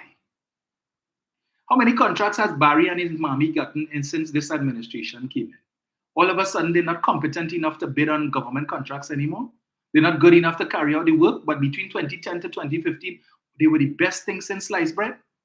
They were fully competent to do these works, to collect millions of dollars in contracts, but as soon as this administration came in, all of a sudden, they've lost their competence. No more contracts. And the media are not asking no questions about that. They're not interested in that. They're not interested in unearthing and uncovering those things. But they want to focus. But you have people like Denise Deming want to do a live to talk about the PNM 5K marathon and want to cause confusion. These are the things you all need to be talking about, because these people are offering themselves as an alternative to the PNM come 2025. But all they only want to focus on Rowley and Jindal. Well, as the Prime Minister, Jindal will happen. Once he is interested, it will happen. And that is what they cannot take.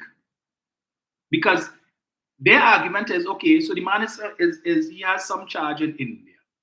Right? He has a charge. He's not been convicted of anything. Recently elected for his third term as a member of the Indian Parliament, this time serving his first term under the ruling BJP, led by Prime Minister Narendra Modi. So the Prime Minister of India has full confidence in Mr. Jindal, right? The government isn't asking Mr. Jindal to come to Trinidad and Tobago to, they're not hiring Mr. Jindal to come and run a Trinidad and Tobago company. So it's not like Heritage, where they would have hired Mr. Keskula, and Mr. Keskula is an employee of the government of Trinidad and Tobago and is on the government's payroll to run Heritage. The government has an asset for sale. Mr. Jindal has expressed an interest in this asset that is for sale. Once it is sold to him, that is his. The government has no further involvement in that. I am not aware that there is any law in this country that says if it is that you are facing criminal charges that you cannot purchase assets in this country. Because while they're making an issue about Petrotrin, I want to ask them, if Mr. Jindal decides that he wants to purchase Twin City Mall, which is up for sale, or he wants to purchase Long Circular Mall, what do you say? They can't sell it to him because he has a charge in India, so we can't sell him the mall? That making sense to you all, right? That making sense. And I see Professor Roger Hussain is saying, well, you know, if it is Mr. Jindal, it's clear, no problem, take his money, take his US. But if he has a charge, then find somebody else. The government is not hiring Mr. Jindal. The government is not going into a partnership with Mr. Jindal. The government has an asset for sale, and Mr. Jindal wishes to purchase it. If I have a property, a piece of land for sale, and David Lee come to buy it, what am I to say? Mr. Lee, here, I can't sell it to you because you have a charge over your head. So that precludes you. What law says that he cannot purchase it? As I said, if he was going into a partnership with the government, or he was being hired by the state to run a state-run company, we could have issues there. There we would have issues, right? Because we could be concerned that, okay, he might come into the state company and this thing hanging over his head. But at the end of the day, the man is coming to purchase an asset that is for sale. Once that sale is complete, there is no relationship between him and the government of Trinidad and Tobago. But like they're not understanding that simple mathematics. The same people all the time, and what they want, the refinery and Rowley closed down the refinery, and how people lost their jobs and how much money. As I say that, let me just read this quickly. Let me get this. Mr. Winford James. Let me get this. The hypocrisy of these people knows no limits and no bounds. So Mr. James wrote an article in today's Guardian, and I just wanted to read one little piece of it. Not much, because just like Ralph Maraj's articles is rubbish. But hear what he says. It's entitled Loose Ends to Tie Up. I shall do a brief review of some of the issues, but in no particular order of importance. Let's start with the Petrotrin Refinery. The government closed it, creating greater expense for the citizenry for downstream products, which have had to be imported and has not been able to find a buyer yet. They have also rebuffed the offers by the trade unions. The part I wanted to read there. The government closed it, creating greater expense for the citizenry for downstream products, which have had to be imported. Mr. James here is talking about refined fuels. Diesel, super, premium, right? And in his article here, he is saying because the government closed down Petrotrin, the citizens have had to pay more for these products. I mean, how more misleading could one person be? And he's supposed to be an intellectual. He's supposed to be a part of the men and women of letters crew. But writing an article here, and again, I have to keep asking, do these newspapers have editors to read these things? Because Mr. James ought to know full well that the reason why the price of fuel went up had nothing to do with the government shutting down Petrotrin. It had to do because while Petrotrin the refinery was still running, the subsidies that the state was paying for fuel was significant. And since under the PP, they were talking about the need to reduce the size of the subsidies, the amount of money that the government contributes for each liter of gas that a citizen purchases. So when you go to the pump, you stick the pump into your tank and you fill it up, the price that you see there, right? You pay in that, but that is not the cost per liter in terms of producing it. There is a higher cost. So you pay the price at the pump and the government pays the difference on your behalf. So if you pay in $7.75 and the cost of production is $9, it means the government pays the next $1.25 on your behalf. And Mr. James knows full well that it was because the government decided to reduce, and it has nothing to do with the closure of the refinery. Because when the refinery was operating, the government was importing 100,000 barrels of oil per day. Petrotrin was importing 100,000 barrels of oil per day importing. How were they paying for that? The same US dollars that they're using now to import the fuel is the same money that they were spending to import the oil to provide feedstock for the refinery. But now, all they're paying for is the cost of the fuel and the related shipping costs. When they were importing the 100,000 barrels of oil per day to provide feedstock for the refinery, not only were they paying for the oil, they had to pay for the same shipping costs that they're paying now for the fuel. But in addition to that, they had to find money to run the refinery, to pay salaries and other benefits that they were paying to the staff, to maintain the refinery and all the other associated costs. So whereas now, with importing the fuel, all we're paying for is the fuel and any charges associated with bringing it into the country through shipping, we don't have, and well, Carrier would have the staff and whatnot and stuff to handle when the fuel comes and so on. But they don't have the quantum of staff that Petrotrin had, that the refinery had. They don't have to pay all of the expenses that the refinery had with respect to personnel, human resources, maintenance, and all of these different things. So therefore, the cost is less. But this clown, who is supposed to be an intellect, is telling you that the reason why you paid more at the pump is because the government shut down the refinery. And we're supposed to trust these people and listen to what it is they say and take their advice. Something very wrong with him. Very, very wrong with him. There's no wonder the media not running to him anymore. Because he has no commentary to make on what's happening in Tobago because he eating our food, right? His brother or whoever gave him a big work in the THA. So he's some chairman or deputy chairman of some one of the entities there. So he good. He's not going to bite the hand that feeds him. So you know what? Shh. But Vanas has no such inhibitions. So he talking every chance he gets, doing what Mr. James Winsford should be doing. But no, you studying to talk about what's happening in Trinidad and to criticize the government in Trinidad. But the government of Tobago, according to your brother or whatever relative he is, not performing. They're doing nonsense and no commentary from Mr. James. And? Right. Well, see the amount of things that this administration has to deal with.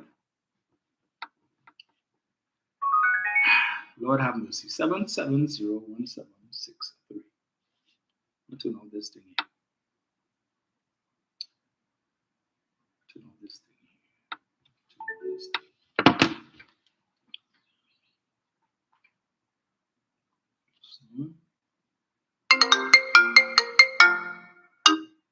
Hold one sec there, Jen. Let me just put on this thing.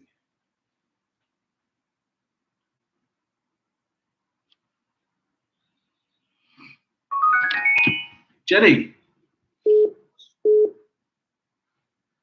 Hello? Yeah, hello, Dominic. Yeah, Jen. Good afternoon, Dominic. Good afternoon, also lockdown tuning to start stubborn things. I just want to touch on the PSA issue very quickly. Leroy Baptiste and PSA sitting now as the background president, not only because of Watson Solomon Ju, who, as you rightly said, had to be forced out of the presidency of PSA when, at the time, the AG, Minister Falsa Wari, would have had to seek, I think, judicial review on some section of the act or something like that. Because you wanted to remain as the president of PSA, don't get paid and still function in the THA. I would have been impossible because in the PSA, he is an employee. But when the THA, he is an employer, so they would have clearly be a conflict of interest. So you brought in Baptiste, because I'm his partners from WASA. However, there was a process to bring him in, and the process was not done properly. It was supposed to go before the General Council, for the General Council to make a determination if you're going to have a by-election, or if they're just going to appoint somebody. And if they're going to appoint, in the system, I think you have the first vice president, so that person will be appointed as the president until probably an election or something like that. However, you call a conference of delegates to make that decision, and he brought Leroy Baptiste there. It was a virtual conference of delegates, so you didn't know who was there or not, because person's cameras wasn't really turned on. Then they were the administrators in charge of the meeting, so that you're getting bumped off, you're getting cut off, you can't talk if you want to talk to the mic and all that. So in that scenario, that is where you would have brought the Baptiste so people to vote. We don't know who it is vote. However, before the meeting, there was another meeting by members, concerned PSA members, who was telling those who are conference of delegate members, do not show up to that meeting, do not take part, because the right process is to go to General Council. There's one gentleman there, I'll call his name because he wants to be in the leadership position of the PSA, Dwayne Hewitt. He went to the conference meeting and not only took part, but he put up himself to be voted on as the president of PSA. And so he kind of legitimized the voting process now because they voted on him and on Leroy Baptiste. And then we heard after the fact how much percent of people voted for Leroy Baptiste, yet to be confirmed because I said we don't know who and who voted. The situation with PSA is this. There are some persons who want to get into office and they saw under the 12 years of Watson Solomon Juke, they get a template how to live big and live nice and live large for members' money. And it appears as though that is what they want to do and it's not in the interest of the PSA and its members. So they just swing wherever it suits them. 1 minute they talk about Leroy Baptiste, and next minute they're working with Leroy Baptiste, and so they're going back and forth, hoping to get in under Leroy Baptiste. So now that they've seen the chances are dimming, they're now coming out and wanting to form their own group. And I want to tell PSA members who are listening here, who are family of PSA members, when you see the election bell is wrong November the 2025, this year, 2024, this year, vote for one team and one team alone. You see any team that Dwayne Hewitt and them leading, steer clear from that. They're not genuine. I went to PSA Sports on Sunday. I'm an ordinary member of PSA. Very ordinary member. I'm no member of General Council, conference. I don't represent no cooks, nothing. I'll just pay my $100 because I'm waiting for election to come. And I took some pictures with my member of parliament. I took pictures with other PNM persons who were there. I don't know why they feel I was the only person who is a PSA member or a public officer was there. And they have me dragging all over the PSA chat, saying that I should be judged the same way as I want to judge Leroy Baptiste, who stood on a platform on Labor Day and said that the PSA is no longer negotiating with this government, they're waiting until UNC come in. And he had taken pictures with Wade Mark and the opposition. They're saying I must be judged the same way. And that's what I tell all you, when you see they come with the group, don't vote for them. I say that because if they're so stupid, Because I don't run PSA. I'm not the leader of PSA. I'm not going up for office in PSA. So we can judge me at the same yardstick as Louis Baptiste. So when people ask why it is PSA, my mind doing nothing, there's a fraction of them under the Watson Solomon group. They were not educated on labor. They were not educated on industrial relations. They were not educated on grievance handling, collective bargaining, nothing. They just came to meeting or just paid the money, and that was it. They now take a loan from Republic Bank, not Republican Royal Bank, just this year. We hear it's between $4 million or $10 million. We don't know what they do with it. We don't know what they put up for collateral. We don't have the service in it.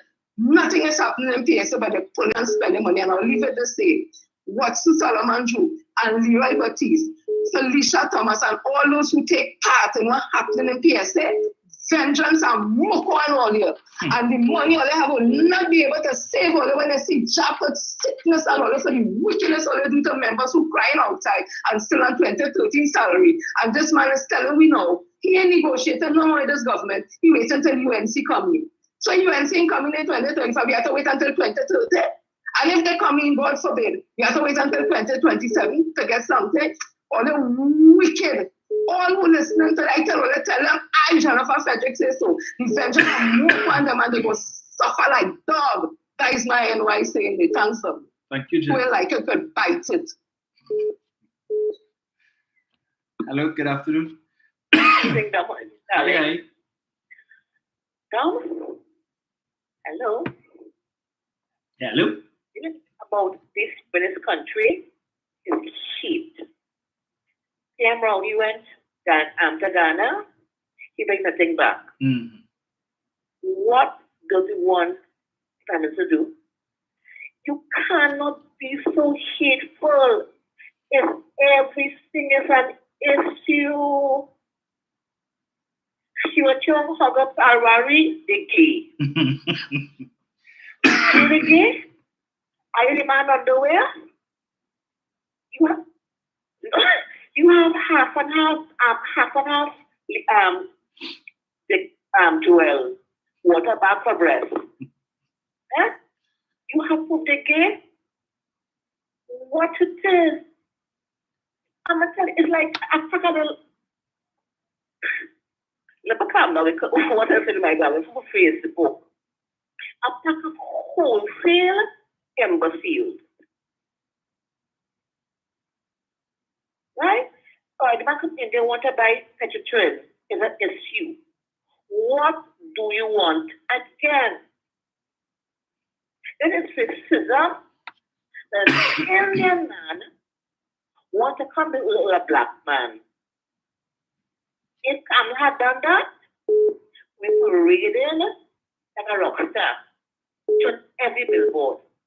If you hate Island, pack a plastic bag, take a double and a soul and rock too. This land God gives to me. And Father, I bless this land.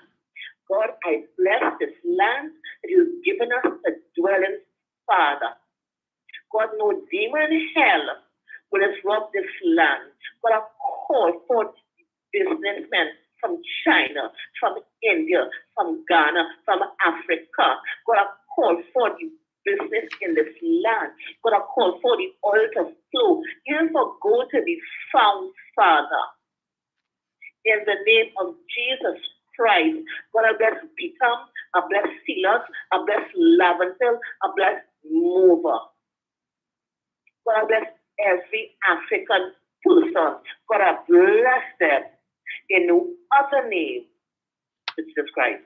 Amen. But the Dominica. Thank you. And for the benefit of the fully done, who keep saying that the Prime Minister went to Ghana and no businessmen from Ghana interested in Trinidad, but only Indian businessmen, right? Let me just educate them. You see, because they only posting up the newspaper articles about Mr. Jindal and the Indian delegation. But the Ghana businessman came here too. This article dated Tuesday, 4th of June, 2024. PM meets Ghanaian business delegation. Story by Clint Chantak. The Prime Minister has met with a Ghanaian business delegation to continue discussions he held in Ghana last month about Trinidad and Tobago's involvement in an energy project in that country. A statement from the Office of the Prime Minister said the meeting took place on June 3rd when Ghana Gas Company Limited Chairman Kennedy Agyapong paid a courtesy call on Dr. Rowley at the Diplomatic Center in St. Anne's. Energy Minister Stuart Young and Trinidad and Tobago's Honorary Consul to Ghana, Dr. Hilton John Mitchell, also attended the meeting. Last month in Ghana, the Rowley and the Ghanaian president reached an agreement to finalize the details of a gas deal. Addressing a news conference at the Piako Airport on May 19th, Rowley said Phoenix Park Gas Processors Limited was involved in this initiative. He also said a Ghanaian business delegation would visit Trinidad and Tobago in early June to explore potential commercial opportunities which both countries could pursue. That delegation will include officials of Ghana's state energy company, Ghana National Gas Company. And they did come. There's another article that shows where they came here. The OPM said while in Trinidad and Tobago, Agyapong and his delegation will tour the Point Lisas industrial estate and hold further discussions as the two countries move towards finalizing the deal. Last month, Rowley said Trinidad and Tobago has spent the last decade growing its presence in Ghana, which has a market of 34 million people and is the gateway to the larger market of the African continent. But all over Facebook, they only put in a post, yeah, nobody come from Ghana, we're the African and them. The African not interested. Not because you all decide not to post that, right? Not because they decide not to post it, and there's no focus on that. So the focus and the spotlight is on the Indian business delegation. But when the Ghanaians come here, all we get in is a byline in the newspapers. So that the fully dons now feel empowered to come and talk nonsense about Calcutta ship. And Hilton Sandy talk about the Calcutta ship. And Rowley didn't pull him up. That is not true.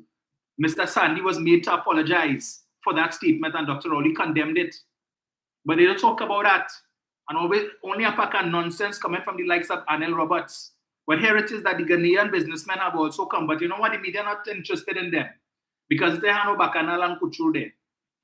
Right? Nobody from the Ghanaian business delegation have any issue with any charges back home. So we're not interested in that. Nothing to promote the government to show that the amount of work that 2 trips Dr. Rowley made. One to Ghana and one to India. When it is the leader of the opposition, when she went to India, the only thing she came back with was a $15 million bill for the taxpayers to pay. But Dr. Rowley went, he flew commercial. He didn't take a whole jumbo jet out of service from Cal to fly to India for it to park up on the tarmac or somewhere in India while it is he gallivanting all over the place. No, he didn't do that. He flew commercial, paid for a few seats on a plane and went to the airport like everybody else. Boarded the plane, it come off, then go through wherever, and he reached. So it didn't cost us no 15 million. And now we are seeing delegation after delegation coming, and they're expressing desires and interest to invest in Trinidad, this country that they weren't aware of before. But now they are, thanks to who? Keith Rowley. Not Kamala Prasad-Bisesa, who went there in 2012, and none of these businessmen know anything about Trinidad. But she went $15 million later. But Keith Rowley went and probably spent a couple $100,000. And they know Trinidad and Tobago now, and they come in droves. Coming in droves. But no credit for the government for that. Like, we only focus on Jindal and Jindal and Jindal. Waste that time. Yeah, but they call themselves patriots. So miss me with that BS. Brian. Hello? Brian. Hello. Yes, sir. Yeah, pleasant good afternoon to you, Dominic. How Greetings. I am good, sir. Good afternoon to your listeners and callers. Dominic, let me tell you this, then. There is going to be pushback from now until February. Mm-hmm. And the Honorable Prime Minister has to proceed to do what he needs to do in the interest of all of Trinidad and Tobago. Because you see, Dominic, the media is assisting the UNC. Because before last week, not even then, nobody in the media spoke about the Ghanaians who came here. Mm-hmm. Everything was about this gentle, like if it was these conspiracy theories that were being expounded all over social media and all over local media, as if he was the one and only person that came to Trinidad to to do any sort of business. Yes. And then there's this conspiracy theory by the opposition leader that wants to include Venezuela in her conspiracy, as usual. Yes? And then you have Roger talking about the government can do nothing unless he say, or words to that effect. I mean, for years you're hearing about diversification of the economy. For years, what is government doing? 9 years they in power. They do nothing. 9 years. And in June, the plethora of business people coming to Trinidad. One of them, as you rightly indicated, I saw it on television, indicated if he knew about this years ago, he would have been here a long time. Imagine he indicated, and we had a former prime minister who spent $15 million to go and kiss Modi foot and go and ask she relatives and them what kind of Grey Goose or let us drink. And all these years, not one investor came back from India. Correct. But all of a sudden, everybody have concerns. The refinery sitting down there and rusting away. The government is spending $500,000 a year to keep the refinery from really just falling over. Now there are people who are given proposals, not only from India, but from Ghana as well, for the refinery. But you're hearing that more Ghanaians, you know. Oh, no. It's all about Jintal and the Indians. And you have a case. Since 2012, we have some case. What do we know about it? What does the UNC know about that particular case? What about the case? But she have people sitting on there and she make them political, deputy and political leaders who have serious criminal cases to answer. But telling Dr. Rowley that we named David Lee don't want to buy no refinery. You could imagine that? But as Mr. Chance told me earlier in the week, he says Kamala Prasad Bisesa has all authority to fire her whip and to fire him she should not have made him deputy political leader. Yep. That is in her remit. Because you could remember Marlene McDonald. What happened to Marlene McDonald when she was charged?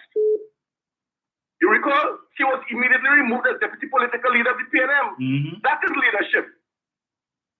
So she is saying, Kamala is saying, no. I want to put them three stooges who have questions to answer for AMBD, Eden Gardens, and fraud as deputy political leaders. And nothing wrong with that. So you could imagine if she could do that to us, Dominic, at that level of an internal election. What she could do to win an election, Dominic? People, and so their supporters clapping for that. They're going to vote for those three people to run to make laws for you and I to follow. And if we break them, we in jail. And they have questions to answer before the courts of Trinidad and Tobago. Just recently, just a couple of years back, they were talking about the defense line communities suffering, Marabella suffering, Gasparilla suffering, San Fernando suffering because the refinery closed down, and all sorts of things. And now, all of a sudden, there are proposals for the refinery. Just proposals to be looked at. Just proposals. And this big hullabaloo every single day about these businessmen who came from India. And they were wondering, what is this all about? What is all this controversy about? I could never understand why people don't want to see Trinidad and Tobago progress because they're not in power. Is that the only reason? Because they're not there? To make behind closed door deals that people never know about? Really? But you know, the biggest joke for me, Dominic, is Watson Duke. He is the biggest joke for me. Watson Duke asking for how much money? $700, how much? $1,000? In arrears, yeah. In arrears? So how much money Watson Duke was really due and a lump sum for his retirement? The $500,000 that you said that belonged to him a couple years ago when he had his explosion in hotel in Tobago. To buy jersey from the Chinese and so on for his people to launch a party. What money was that? You just take a piece and tell yourself you'll get the rest later? Yes. So here Leroy Baptiste make deal. But you see, Leroy Baptiste can't pay Watson because Leroy Baptiste busy giving Freedom Law Chambers one set of money because to put the Tobago Revenue Authority in the Privy Council. So he had no money. You know that come like Dominic? You know when you get paid? Yeah. As soon as you get paid, you have to use up the money because you live in day to day. Yes. You're broken. That is where the PSA reach. So you can't give your partner who appointed you and give you a high position. He go impact on you eating your breakfast, lunch, and dinner from bricks and driving your big vehicle. You can't afford to give you Watson that kind of money. That's why you had to go to court. So apparently PSA is broke. Yeah, well, and there's no money for Watson. Well, Brian. There's only enough for Freedom Law Chambers. But that's the thing. Money is wasted on paying legal fees. Exactly. So you have legal fees. So Leroy has legal fees to pay. You understand? So he depended on the good public officers. You understand? To continue giving up the $100 every month. Otherwise, he too might be in trouble. Yes. You understand?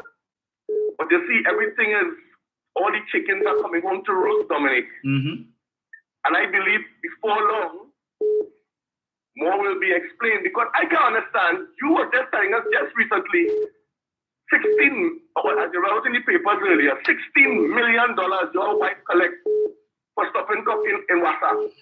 Where that money gone? Exactly. She was the great stop cocker. Where the money gone, Dominic? 16 million. Dominic, I get 16 million right now, Dominic. I'm the happiest puppy in the world. You ain't seen me? It's been very quiet. Correct. But then you see, when you want to live big, you have to pay big. My father always said so. Remember, when your money is small, you live small. But when your money get big, you're studying that it mightn't be there for perpetuity till you're dead. Big winters one day dry up. And now the money has dried up. So what are you going to do now? I cannot believe $16 million going to but he can't go and ask the lovely wife he always kissing in public some time ago. And that's my wife and she loves me and I love her and all kind of things. Go and tell mama, hey, baby, I want a little change to pay my bills.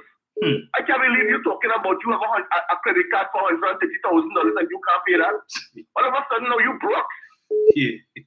And you want to go to court for your little bit of money? And PSA giving your friend in the PSA who you appoint giving you trouble to get your little bit of kakara? You have to put a court for it? What else don't we know, Dominic? What else don't we know? All I can say is stay tuned. Stay tuned. The chickens are coming home to roost. Thank you very much, Dominic. Have a good day. You too. So I'm seeing here where the Minister of Finance, Colin Burt, would have mentioned the fact that we have a number of yachts that were previously moored in Grenada, Barbados, and so on, that are making their way to Trinidad in an attempt to get away from Hurricane Beryl. And so far, there are about 100 of these vessels on their way to Trinidad, and the government is currently making preparations and accommodations to facilitate all of them. Right? So when they come here, 100 on its way so far, with others coming, they're going to need to go to the grocery and they're going to need to use other services while they are here. So, and what they come in with? US dollars. Okay? US dollars. Make that point. So, hello, good afternoon. Hello, good afternoon. Dominic. Lord Father. Leave it there. What's going on? All is well. Look at boy. Yes, greetings. Although I know Eric wanted to ban me. Oh, Lord. And they want Bruce to ban me. Thanks for taking my call. I know I'm gonna get cosplay, but all right. So Dominic, Uh-huh. the week gone by, I was taking a little Mako on 95.5. Mm-hmm. And I'm hearing Tony Lee and Daily Nook reading in the papers that they had a meeting down in Indian Walk where PNM won the elections. Uh-huh. And big fight broke out. Uh-huh. And the man who in charge say he get good blows. Mm-hmm. Dominic, PNM meeting. Uh-huh. And I ain't hearing none of them. All of them would be running them out. I ain't hear none of them say nothing about that. Mm-hmm. Like the Fred, the Sedition Act. Dominic, I will leave it here. Thank you, leave it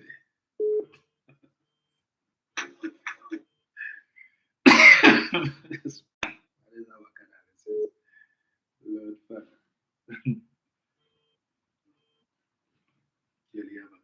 Hello, good afternoon. Hello, good afternoon, Dominic. Hi. Yes, ma'am. What? So the bag of money from the bank. Uh-huh. Huh? Yes. Huh? Bag of money you take out from the bank. Mm-hmm. Good question. I was like him for what? Bless you. You too. Thank you. Yes, the bags of money that Mr. Duke had thrown on his shoulder when he went from First Citizens and walked across the road to RDC. Mm-hmm. What a tangle we weave when we first practice to deceive. So Finance Minister Colin Members says with dangerous Hurricane Beryl heading for Barbados, St. Vincent, Grenada and Tobago, there is an amazing influx of boats coming down through the first Boca to Trinidad to shelter from the storm, which means good news for Trinidad. And some persons, the benefit of that is that for some persons who may not have come to Trinidad before, it's an opportunity now for them to take advantage of this. And roughly 100 boats have sought shelter thus far. On his Twitter account this morning, Minister Imbert said the government is preparing to accommodate all of them. Right? Good news there. So who knows what can happen after that. Eric. Hi, good afternoon to you, Mr. Roman. Good Greetings. afternoon to all the listeners and callers and viewers of the School of Facts and not Propaganda. Mm-hmm. Right? Now, first of all, let me say, right, our prayers and our thoughts will be with Grenadians as well as our Caribbean neighbors, because within the next 12 hours or so, it's going to be turbulent conditions they're going to experience, because I don't understand. I just got up on the National Hurricane Center. They said Beryl is about less than 1,000 miles east of the Caribbean islands. So within now and this evening tonight, yes, conditions are going to deteriorate. So I really hope and pray that everything, just the storm just pass off and it would have no maximum or no death or nothing within these islands. Because back in 2004, who could you call Ivan? What would have damaged Grenada really, really, really bad. You understand? And it take them approximately, it's 20 years, because 2004 to now is 20 years. Yes. This we get 20 years. This month, sir. No, that was in September, sorry. So it's 20 years. So you see what we're doing, Dominic? History repeats itself. You understand? Yes. But anyway, with that being said and done, I really hope that everything passed up and it will have no such devastating it. Right. With that being said and done, there's something with me, right? I don't play with big man. I play with women, right? Remember put out for you one time. I play with women, not big old men, right? You could call whoever you call, wherever you call, that is your business. That's not my business, right? Right. Dominic, now, I say people talking about this whole thing with the refinery and the gender and thing. Now, Mr. Yates would of course have a valiant contribution last week on Google's program, right? Now, the reason why the UNC opposition held by the Superior Bat, right? Angry and upset about gender and want to scandalize and demoralize the man character is because one, they love him, you know. They love Mr. Naveen Jindal because that is part of their people in the motherland, right? But here's the problem, Dominic. They vex how he's doing business with the black man and the black government in the country. That is their problem. You understand? No, I don't want to be racist or them thing, but these people behaving in a very caste way of thinking, right? They like him, but he is doing investment with the wrong party. You understand? And the black man, the Oreo, right? The black man on the other side. So they vex with that. You understand? They don't like that. That's why they have all the operatives on these social media platforms coming every single day and spewing us at them, especially on TikTok.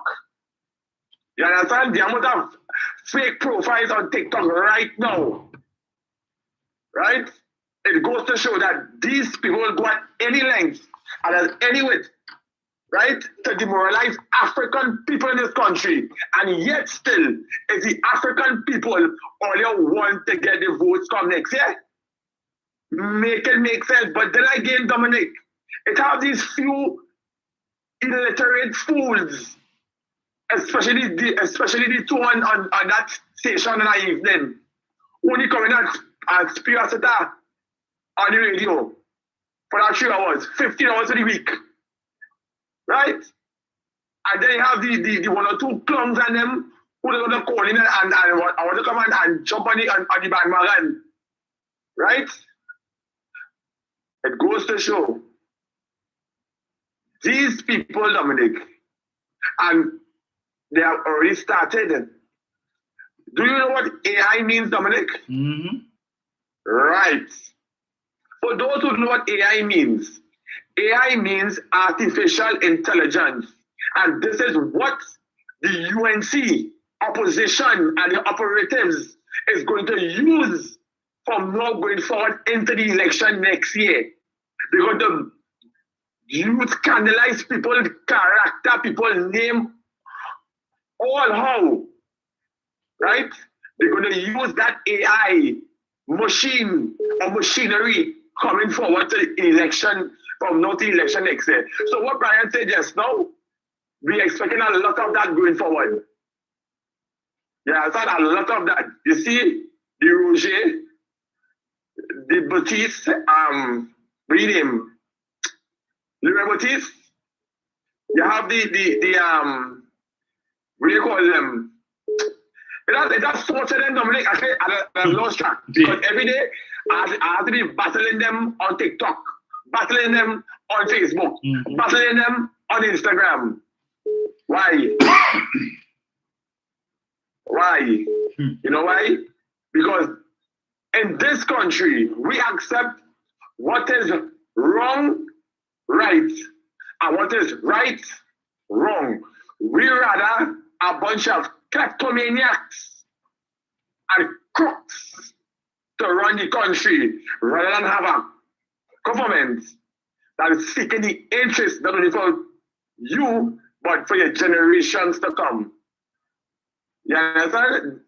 You see, when you're accustomed with foot-to-mouth and hand-to-mouth syndrome, it's very hard to break out of that cycle. And most of them in this country love dependency syndrome. And Dr. Rowley is trying to break out that mentality from the black African people in this country. And what did I say? The man don't like black people. The man don't care about your own. This, that, and the other. That is the seeds that the UNC is pushing in the minds of the African population, that the PNM government, they don't like all you. And they think, and 9 years now, we can get a work, and the crime is so high, and all sorts of rubbish just to what? To get votes. So they rather sacrifice and punish a country for your political agenda and your political motives. And we also gullible.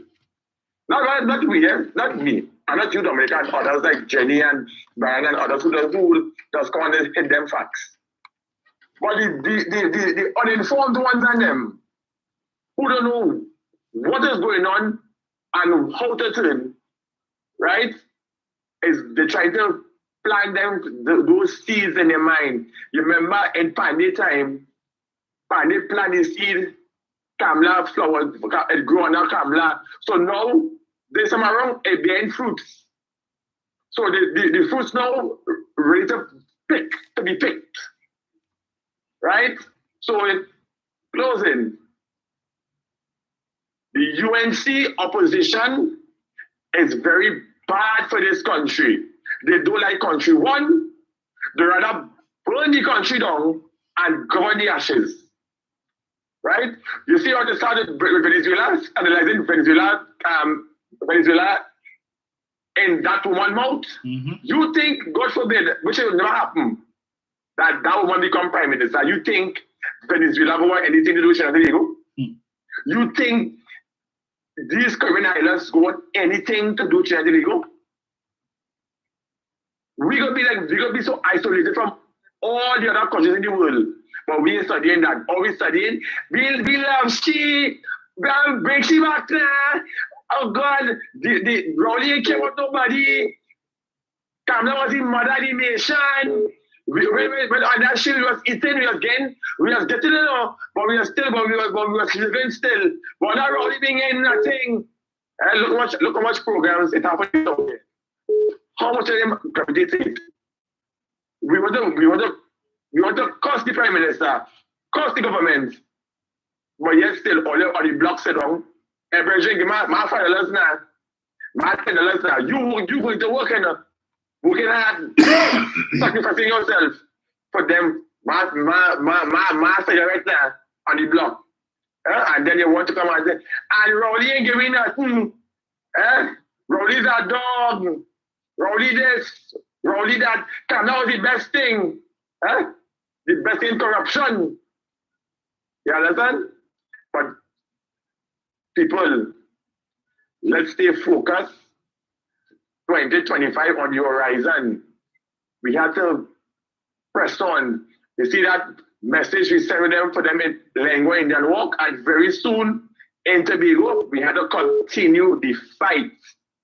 Yeah, so Dominic, is only why PNM had to be fighting every election. You know why? We like things wrong in this country. You understand? We don't like things right at all. We like things wrong in this country. So wrong will flourish more than being right. You understand? But people, election on the horizon. Let's stay focused. Dominic, I must say good program every single time you come on. It just hit them the facts. I just enjoy the life, and I just, you know what I mean? I just be on my P's and Q's. Yes. Yeah, that's that. And let me continue the fight with Jenny, with her live. You know what I mean? We have the different people, the callers, everybody. Let's continue that battle, because you know AI going to be in full swing come next year, because Google will have played a clipping on his program on Friday. Not Friday, Thursday. About some boats with somebody labeling Minister Input nameplates. Right? So we had to prepare ourselves for that. But you know why? Ready for them with this AI. Right? But good program. I leave it there. As I said before, I don't play with big old men. I play with women. Right? Good program, Dominic. Lots of listening. Thank you, sir. Yeah, so again, we are under tropical storm watch. and Tobago is under hurricane warning. So stay safe, people. If it is that you need to run to the grocery store to get to whatever, just in case. But you know, as is typical in Trinidad and Tobago, come tomorrow or Tuesday morning, if it is that we don't get any sort of significant rains or tropical storm winds, you're going to have Chinese who vex. I think that's the only country where you will see people vex, that you hear a storm coming or a hurricane coming, and when it passed, people vex because they went and prepared and they do things and bought candles and bought stuff, groceries for their home, and then the storm didn't come. Only in this country we vex because our storm passed. Anyway, something we anyway. Just go ahead. If they have to tell me you don't call twice. Dominic, You tell me you don't call twice. you know, I don't like to call twice. Yes. Go ahead. But it doesn't make no sense with Eric. I near that time with he. All right. What bacchanal you forget to mention the first time? I listened to Simpleton in the barbershop Saturday. Uh-huh. He don't want the man to call him Simpleton. Uh-huh. He want the man to call him Professor. Right. Everybody know you are Simpleton, but as you go on the next radio station, you want the man call you Professor. You're a big professor. He got a promotion. Martin. Our family are rich people, Dominic. Uh-huh. And I pray to God we're not related. Oh, Lord. Fuck. I will leave it here. Thank you, sir.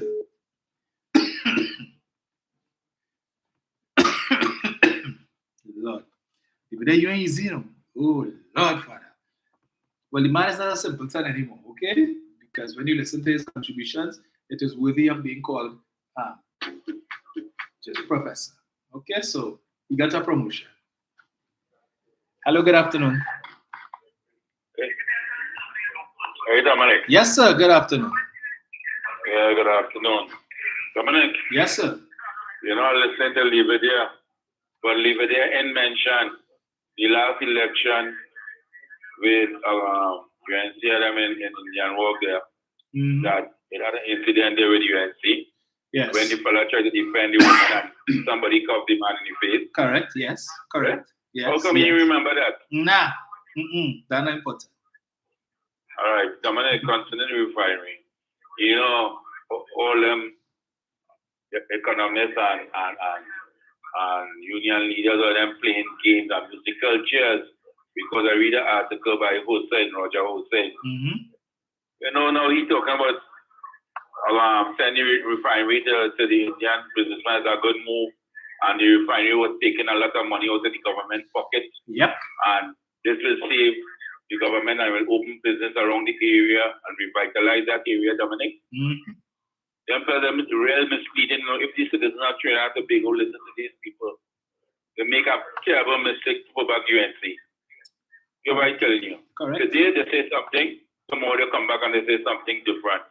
But we as the citizens know that the refinery was draining the treasury, and we wasn't getting the kind of income back from that refinery. That's why it closed and the rest business open, right? Also, let me just say hi to Valani, Rudy Trudy, Alkia 29, Super C, and Patsy. Listening to you, all right? Dominic, good program. Thank you, sir. Okay, bro. And you know, for all of them who want to criticize and chastise the government for having closed the refinery, and now the government is in the process of evaluating bids to sell, I would ask them, right? And they want to tell you, oh, we shall be making so much money because all around the world, now refineries making money with. How many of those refineries around the world are owned by governments? That's the only question I have for you. How many are state-owned? And how many of those refineries are private-owned? That is why Guyana wants to to build a refinery, right? A 30,000 barrel per day capacity refinery. And the government is saying they want no part of it. They want no ownership stake, no investment. The only thing they're doing is providing the land to the company that would be the successful bidder, to build the refinery. So you all bring your money, build it, operate it. We were willing to sell you the oil to provide feedstock. And if it is you all want to sell your refined products to the Guyanese economy, you could do so, but you're not obligated. If you want to sell it outside, you could do so, right? But the government of Guyana is saying they want no ownership stake in that because they know the headache. They saw what happened in Trinidad with Petrotrin, what the Trinidad government went through over the years, and they are saying we don't want that, right? So come and build, we will give you the land. But meanwhile, across in Tobago, they complaining, oh, the government wants to get the 1% land to come and build hotel in Tobago. Why they don't get the hoteliers and the guest house owners and them free land in Tobago for them to build? Are you serious across there? But serious across there, Tobago does not need more guest houses. What Tobago needs is all-inclusive resorts. That is where tourism is going. That is why I saw a television report a couple Sundays ago. I think it was Caribbean Passport. It's a feature that they have on Sundays on CNC3, I think every 2 weeks or something like that, right? And they were interviewing persons from Grenada, from the Grenada Tourism Authority. And they were saying that so far for the year, they've had, so far for the year, they've had over 4,000 visitors from Trinidad coming to Grenada. 4,000, over 4,000. And they said that is an increase from previous years. So Trinidad is now bypassing Tobago, and they're going to Grenada where it's more expensive because a plane ticket to Grenada is more expensive than a plane ticket to Tobago. But they're going, that's where they're going, to Grenada. And Tobago not benefiting, but Farley and them and his minions in Tobago not seeing that. So they don't want the Marriott Hotel in Tobago, but ask them what's the alternative. So do you have another hotel that has expressed interest in coming to Tobago, an all-inclusive resort? Nope. They have none. Anyway. Hello, good afternoon.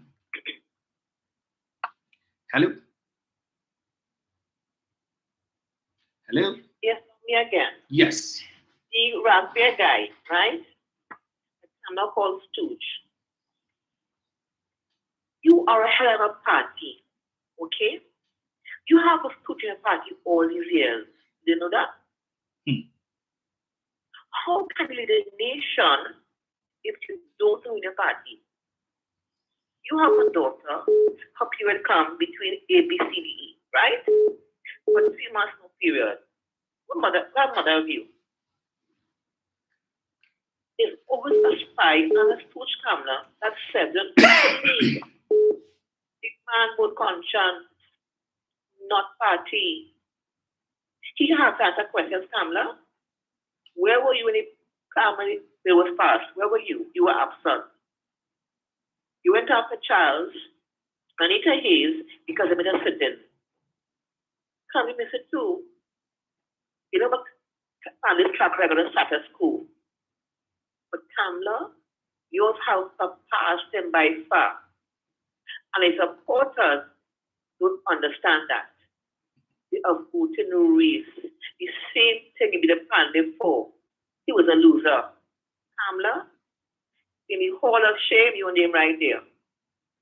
You're professional with masters, PhD, doctorates in losing. And raspberry, we're proud of you. You didn't see race or party. You saw a nation. And God bless you for putting the nation business first. And all who hate you, they were your friends. When you could be good for them, they love you. But when you change your mind, you are a spy. Do not take on those fools. Fools will always bomb the gun.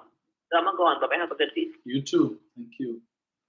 Of course, we're praying for those other Caribbean territories that are in the direct path of Hurricane Beryl, which from all the updates I keep seeing on Facebook, it appears it's going to be a significant hurricane, right? I think this is the last time a hurricane of this size would have developed in this part of the region so early in the hurricane season was in 1933.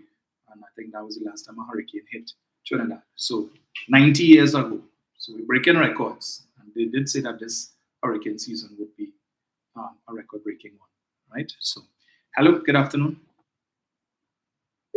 Yes, sir, I'm good. I just want to say that I prefer our neighbors and ourselves to because this is the start of the highly hurricane season. We got to monitor all the weather system, right? So yes. Be prepared, be safe, right? Because it's not over yet. Right there. But, you know what really amazes me with these Juventus supporters? They have absolute hatred. And it seems to me like you're very like they seem they can't get over that by-election cost and that so-called family, that family they gathering that took place last week. So you have these just even these so-called piano of the movement, like they closing them bad. Right? Yes. So these hypocrites or something. I see one of them, MP saying that she's proud to be Indian. She's not trying that in Nigeria. Did you see that post? No, I didn't. I was looking at it. No. That she's proud to be Indian because I think the Indian won the cricket team. Something like that. You should look it up and look up who is the MP. Surprised to this Dominic. What's that? You won't be surprised what MP is. Who is that? Look it up. It's a sheep.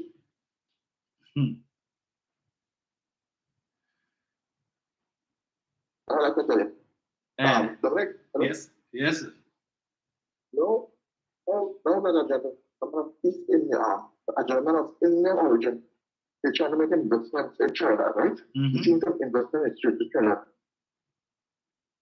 These so-called individuals have an issue with that. You know, they cut to me because I thought that these people here down here are supporters of the BJP party, of Modi.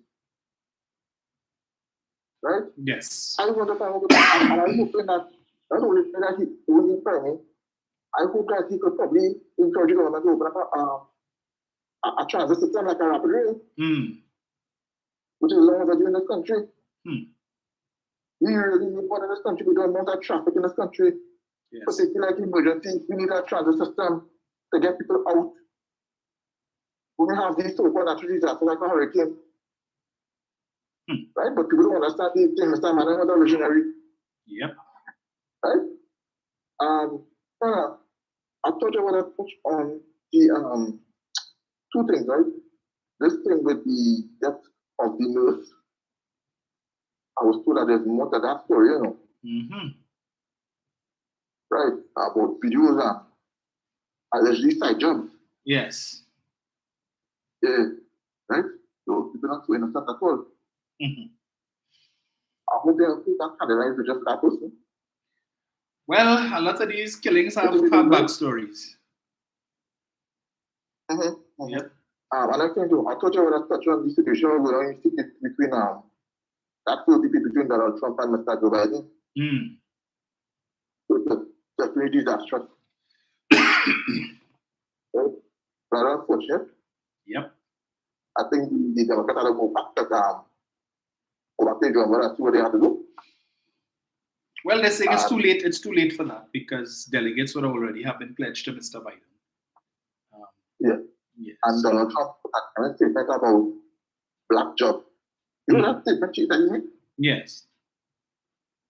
What does he mean by black job? So black people have certain jobs that they could get. Apparently, yeah. And this man wants this man come back as president. Yeah. And they started about there are some black people in that country supporting him. You too, sir. So according to CNN weather, Beryl is now the earliest Category 4 hurricane on record in the Atlantic Ocean and the only Category 4 storm ever recorded in the month of June. The early timing of this season's first hurricane is unusual, given that the average date for the first hurricane is usually around August 11th. So to all the climate change deniers, you want to say climate change don't exist and global warming is a hoax and all of that. Well, Explain this first. Now. Explain that for us. Before I go, I just want to touch one thing with respect to Mr. Jindal and Mrs. Prasad Bisesa would have mentioned last week Monday that Mr. Jindal was here in March of last year and he met with Stuart Young. And there is evidence to support that. And as Mr. Young would have pointed out, that his ministry would have posted the picture with himself and Mr. Jindal since March of last year. Now, if the charge against Mr. Jindal originated in 2012, it means that when Mr. Jindal came here last year, 2023, that charge would have been 11 years old, so that the information would have been on the internet, there for the UNC to find it the same way that they were able to find it this year. So how come they weren't interested when that picture was posted last year, right, with Mr. Young and Mr. Jindal, with Mr. Jindal and Mr. Young's office, and that picture was posted last year? How come the UNC, there was no interest from the UNC or the media into Mr. Jindal's charges that at that time was 11 years old? How come? You know why? Because there was no announcement made by the government or the Ministry of Energy then that Mr. Jindal was interested in the refinery. So as far as they were concerned, okay, yeah, another Indian businessman come and he meet with him. They had no problem with that. With him having charges last year, meeting with the minister last year, they had no issue with that. They have an issue this year because the one fundamental difference is an expression of interest in reopening the refinery and operating it, right? So all of a sudden now, Mr. Jindal is public enemy number one. Public enemy number one.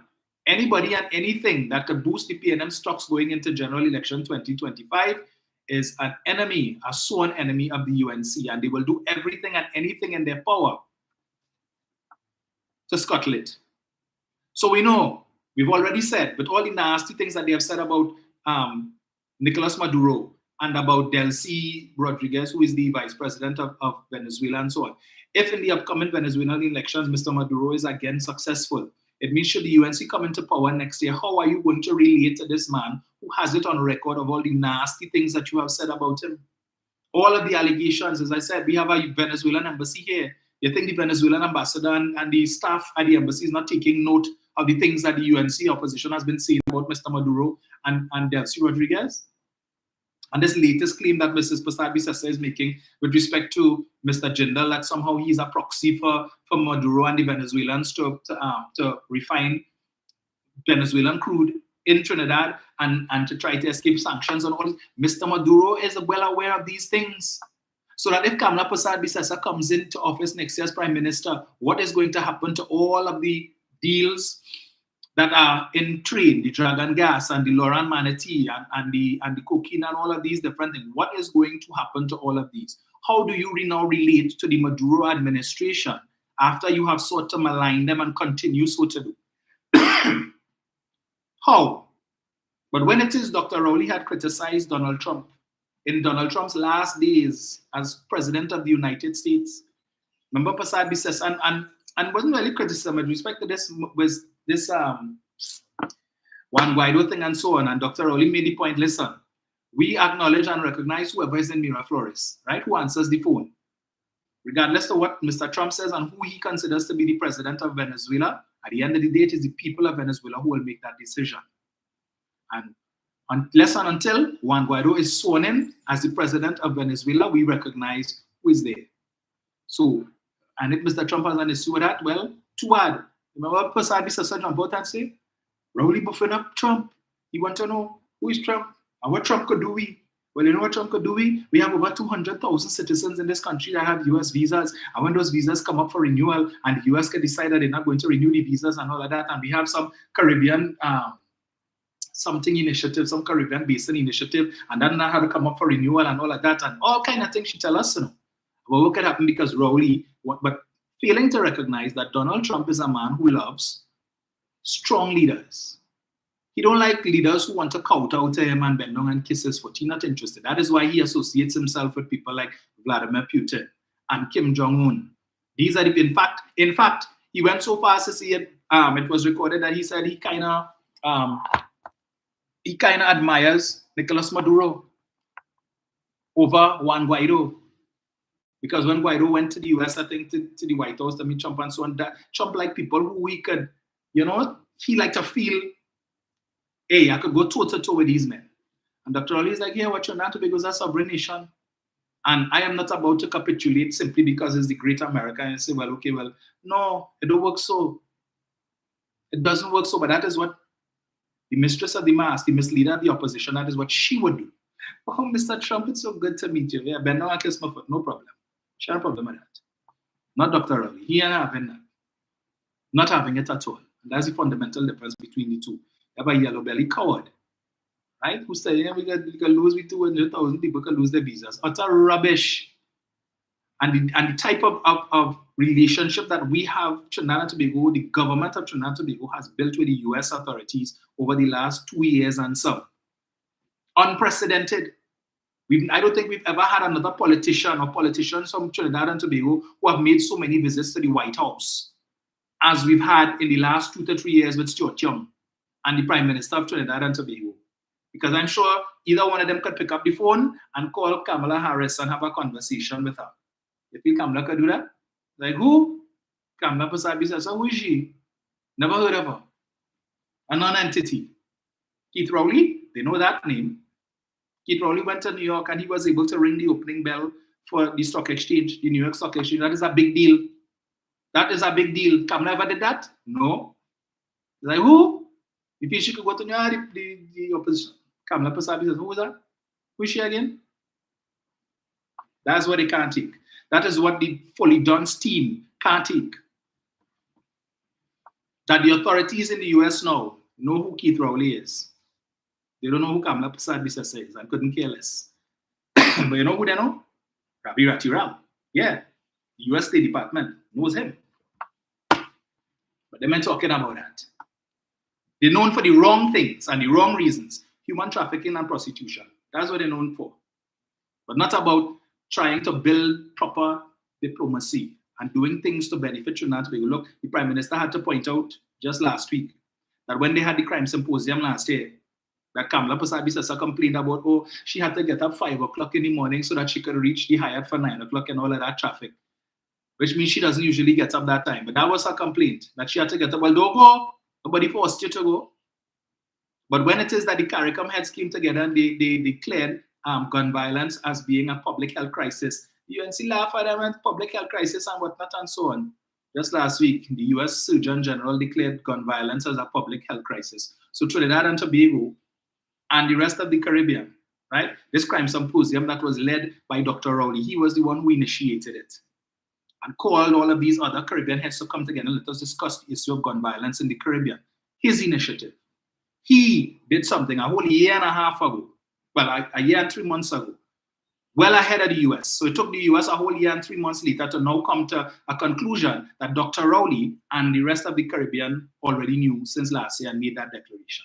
What does that say about the leadership of Keith Rowley?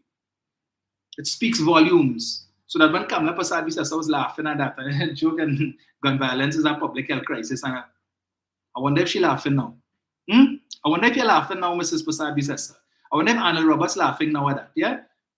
Why don't send a letter to the US and ask them what big joke is that? To the US Surgeon General, send it to him now and tell him he's a clown. Do that. Yeah, but put her back, and she's the best prime minister and the best thing. Only damaging Trinidad and Tobago's image. I wonder if Prime Minister Moody is aware of all the things that she's saying, she and her cronies are saying about one of his MPs, and what it is that they're trying to do. The issues that they are making. Because I'm sure Mr. Jindal has business interests in other places in the world. You see that kind of bacchanal taking place? No. But in Trinidad here, oh yes. Oh yes. A month after the Prime Minister, Dr. Rowley, visited India to promote bilateral relations, the Indian Investment Mission, a delegation of Indian investors, has arrived in Trinidad and Tobago and will be here until June 28th. Title of the article, Visiting Indian Investors Praise PM's Vision. A prophet has no honor in his own country. So it takes Indian nationals to come to Trinidad and Tobago to praise Keith Rowley's vision. Dr. Rowley also met with investors in establishing a cricket academy in TNT. Delegation said a lot more investors would be visiting this great country to explore the opportunities between the two nations. So this is the Indian businessman saying here, a lot more investors, will be visiting this great country to explore the opportunities between the two nations. So while they have these men who have never been to Trinidad and they come in here now and describing Trinidad as a great country, you have these yellow-bellied cowards, right, who call themselves patriots, coming to tell you this is the worst country, and if you could get out, if you could get a visa or whatever, a green card, and you could go to America, go and see how fast you could leave. All of them who want to come together to run this country, the likes of Philip Alexander, and talking that rubbish. Every opportunity they get bad-mouthing the country to tell foreigners why they shouldn't come here. And it takes foreigners to come here, see what we have to offer, and they going back home to India to encourage more Indian businessmen all Trinidad have opportunities. You need to go and take a look. We went, don't stick because we know what we're going to do. Right? So if we let's stick, you all might lose out and we might end up taking all the opportunities. So they have just come here for a couple of weeks or less and have now become de facto ambassadors for Trinidad and Tobago to go back home and to talk to their counterparts, to tell them the great opportunities that there is in this great country that is Trinidad and Tobago. Right? You original, authentic Indians doing that. And the counterfeits. Right? Who want to tell you they know about the roots. And Africans only don't know all their roots and only don't know the wicked boats that we came on the Fatal Razak, but what ship only came on. As if we care about the names of the ships. I am sure the history books would have it, but the conditions under which Africans came to this country, why would we care to remember the names of those ships? Was it a pleasant journey? How did it benefit us? Really? And that is their big boast. Yeah, well, at least we know the name of the ship that we come on, one of them telling me the other day. And I'm supposed to be impressed by that? Okay. You ever look at the movie, what was the name of that ship? The Lord Ligonier or something so? We really don't care about that. Because what these ships represent is not something that we wish to uphold and to honor and revere. So if they want to boast about that, ask them, so other than the Fatal Razak, any other ships came? You all know the names of any others? I bet you they don't know. That's a boast. And we have our names and we have our culture and what it is that you all have. What it is you all have. But when it is the Ghanaians came here last year for emancipation. Yeah. You have people like the Queen of the EDR going on there and talking about, what I set a man in dress? I set a man in dress. What kind of thing is that? You don't even know about your own roots. Right? The culture of the country that your ancestors came from. But you will stand up on a street corner and seek to say the worst of things and denigrate that. Denigrate that. Because you're totally clueless. Totally. But what we will do, you know, we have people like that. But under this prime minister, the work is being done. The investors are coming. And it didn't cost us a fraction. Or probably it probably cost us a little fraction of what it is his predecessor spent when she went to the same country and came back with nothing. Absolutely nothing. And now, with just a simple visit, we have these men who are going back to their home country and are going to spread the word. Actually, that is the place to invest. And we don't, and you know what's the best part? It's costing us absolutely nothing. So when Fali and the rest of them want to jump on plane and say they're going to convention, tourism convention in Germany, and tourism convention in England, and all over Europe, and they're going to market Tobago, and they carry a man dressed in oil, right? And making a sort of whole noise like if he's some kind of savage, with snot running out his nose and dribble coming out of his mouth and looking absolutely disgusting. And that is posted on Instagram, and you have over 400,000 comments. And most of it is not good. But it cost us millions of dollars for that. Meanwhile, it will only take 2 trips. And see what happening? That's the only cost to the citizens of Trinidad and Tobago. And the amount of investment that is coming, and once it comes to fruition, whatever monies was spent on plane ticket and accommodation, we would more than make that up. But they're not ready for that conversation.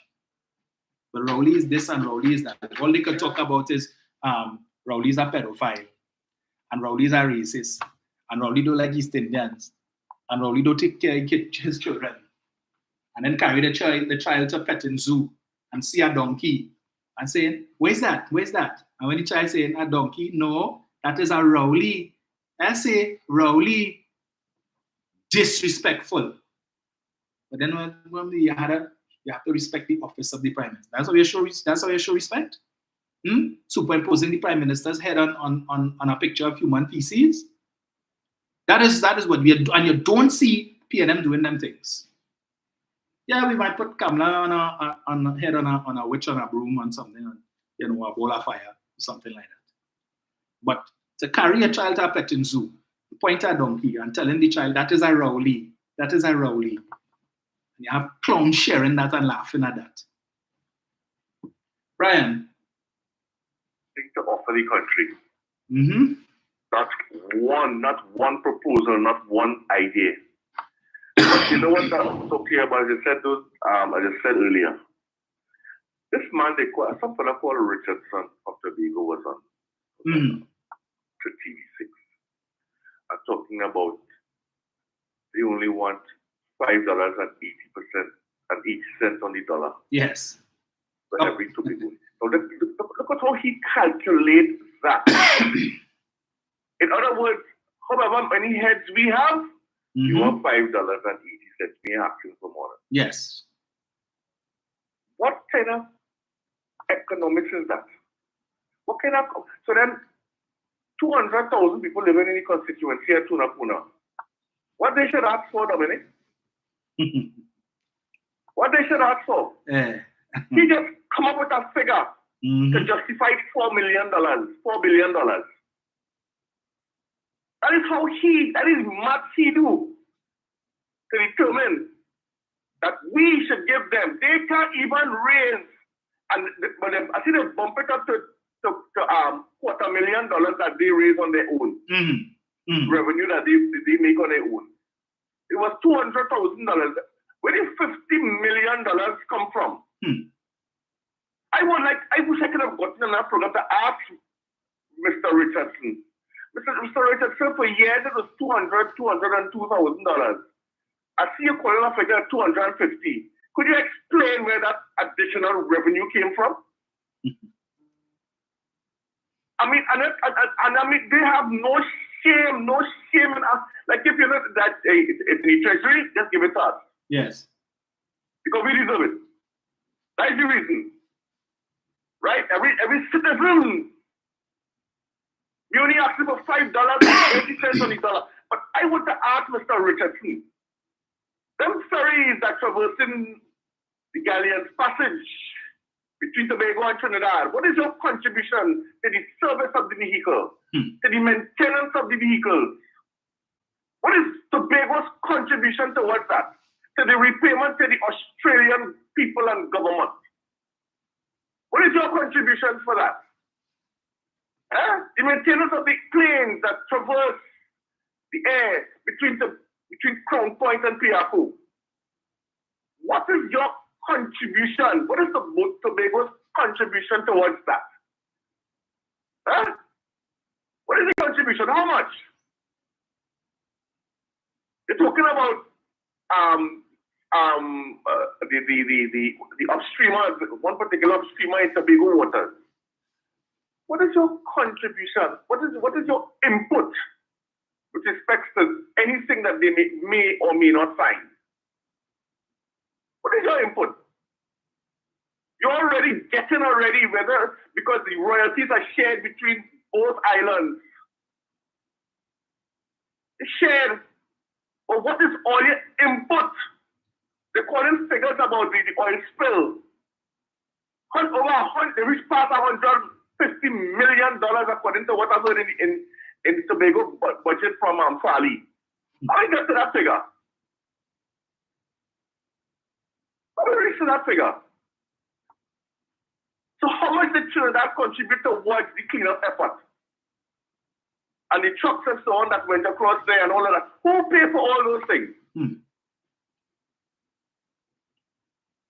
Then he decided, he said, well, listen, I want when Sturgeon was going to England to negotiate with respect to with the organization, with respect to compensation and so on, I would suggest that we send somebody from Tobago, or you just sit down and wait to see how much we will get. What is contribution? I'm really trying to understand in the budgetary statement what it is all you want the $4 billion for. What was done with the last contribution in the last budget that you all had asked on that what you all got from central government? What was done with it? I mean, Dominic, it is ridiculous.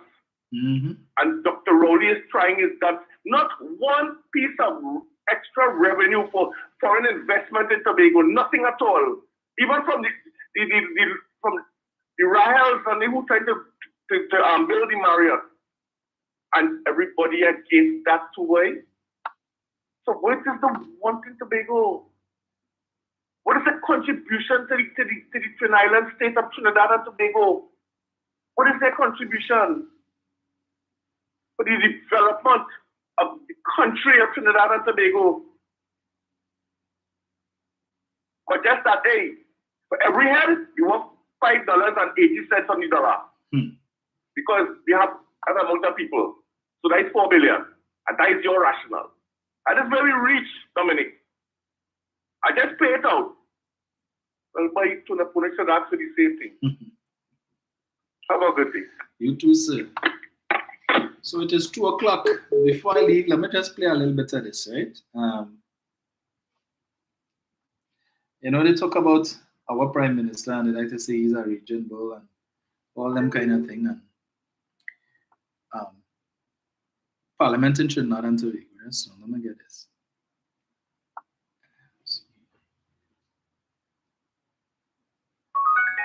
I'll just play a little soundbite from the St. Vincent Parliament. But you it's all right. You said that. I want to find no record. I want to find no record. That is. I didn't find no record. Complete. I don't find no record whatsoever. Honorable members. You can say what you want. Honorable members. I heard the truth has set you free. And in fact, when I was on the hospital bed, Sir James even FaceTimed me.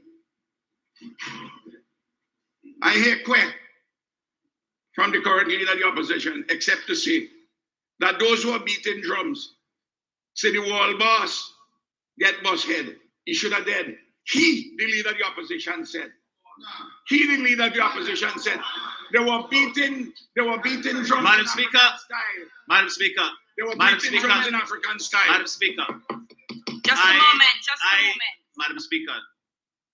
I ask that this is a point of order. Point of order. The Prime Minister is misrepresenting anything that pointed out many times. You have it under your ministry prevented from functioning that day because they said there were no rules.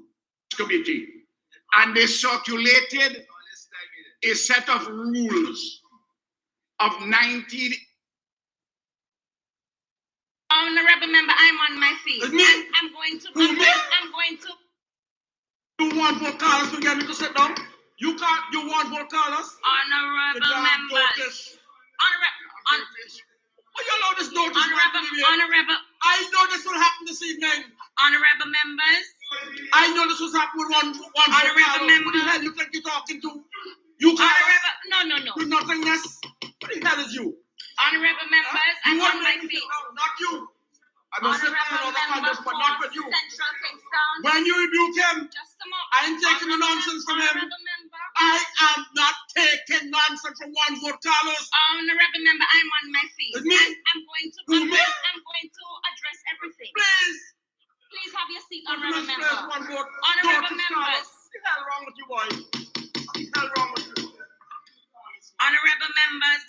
Honorable member for Central Kingston, Honorable Minister of Tourism, Honorable member for East Kingston.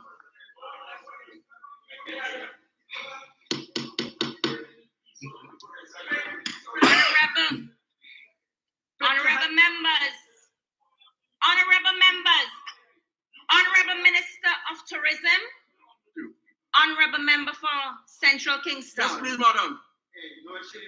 So, we are honorable members. Yes, please. Please, everybody be quiet. Thank you, everybody. What's wrong with you?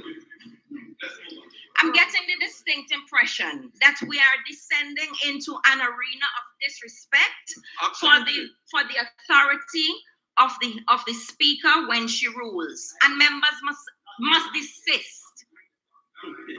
Don't tell me not me. I'm getting the impression, just a moment, I'm speaking. And it is time that we get matters under control here. I fully understand the lively nature of these debates.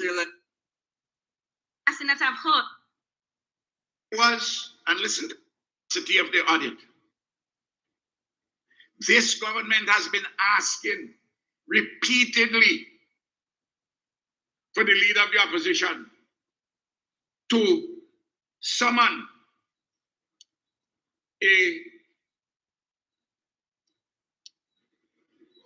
the Public Accounts Committee, which is chairman. And in 22 years and 7 months, they have never once summoned the Public Accounts Committee. You summoned it once. You summoned it once. Well, the point about it is this. I'm not giving way. I'm not giving way at all. I'm not giving way at all. Nobody asked me to give way. I'm not giving way. I'm not giving way. I'm not giving way at all. I'm not giving way at all. Very well. I'm not giving way at all. Okay. No. Madam Speaker. Point of order. Just a moment. Honorable Prime Minister. Madam Speaker. I wish to hear the point of order. Oh. Yeah, so that there is the St. Vincent Parliament, Prime Minister Ralph Gonzalez, and a heated exchange with members of the opposition in that country. Now, you know, if Dr. Rowley had gone like that, all would have heard, oh, you see, he's a raging bull, only buffing up people and think he's a wajang. Right. Folks, thank you all so much for joining me this Sunday. Always a pleasure. It is 2:06. Let me go and see what updates they have with respect to this Hurricane Beryl.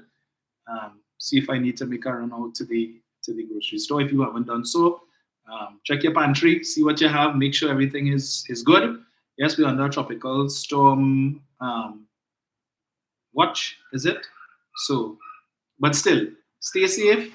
I know people like to say Trinidad, God is a Trini, and things ain't gonna happen, but it happened 90 years ago, right? 90 years ago, in June. So let's not test feet. So it still pays to be prepared. An ounce of prevention is better than a pound of cure. So go get your candles, whatever it is you think you may need, and stay glued to your televisions and your radios for any updates.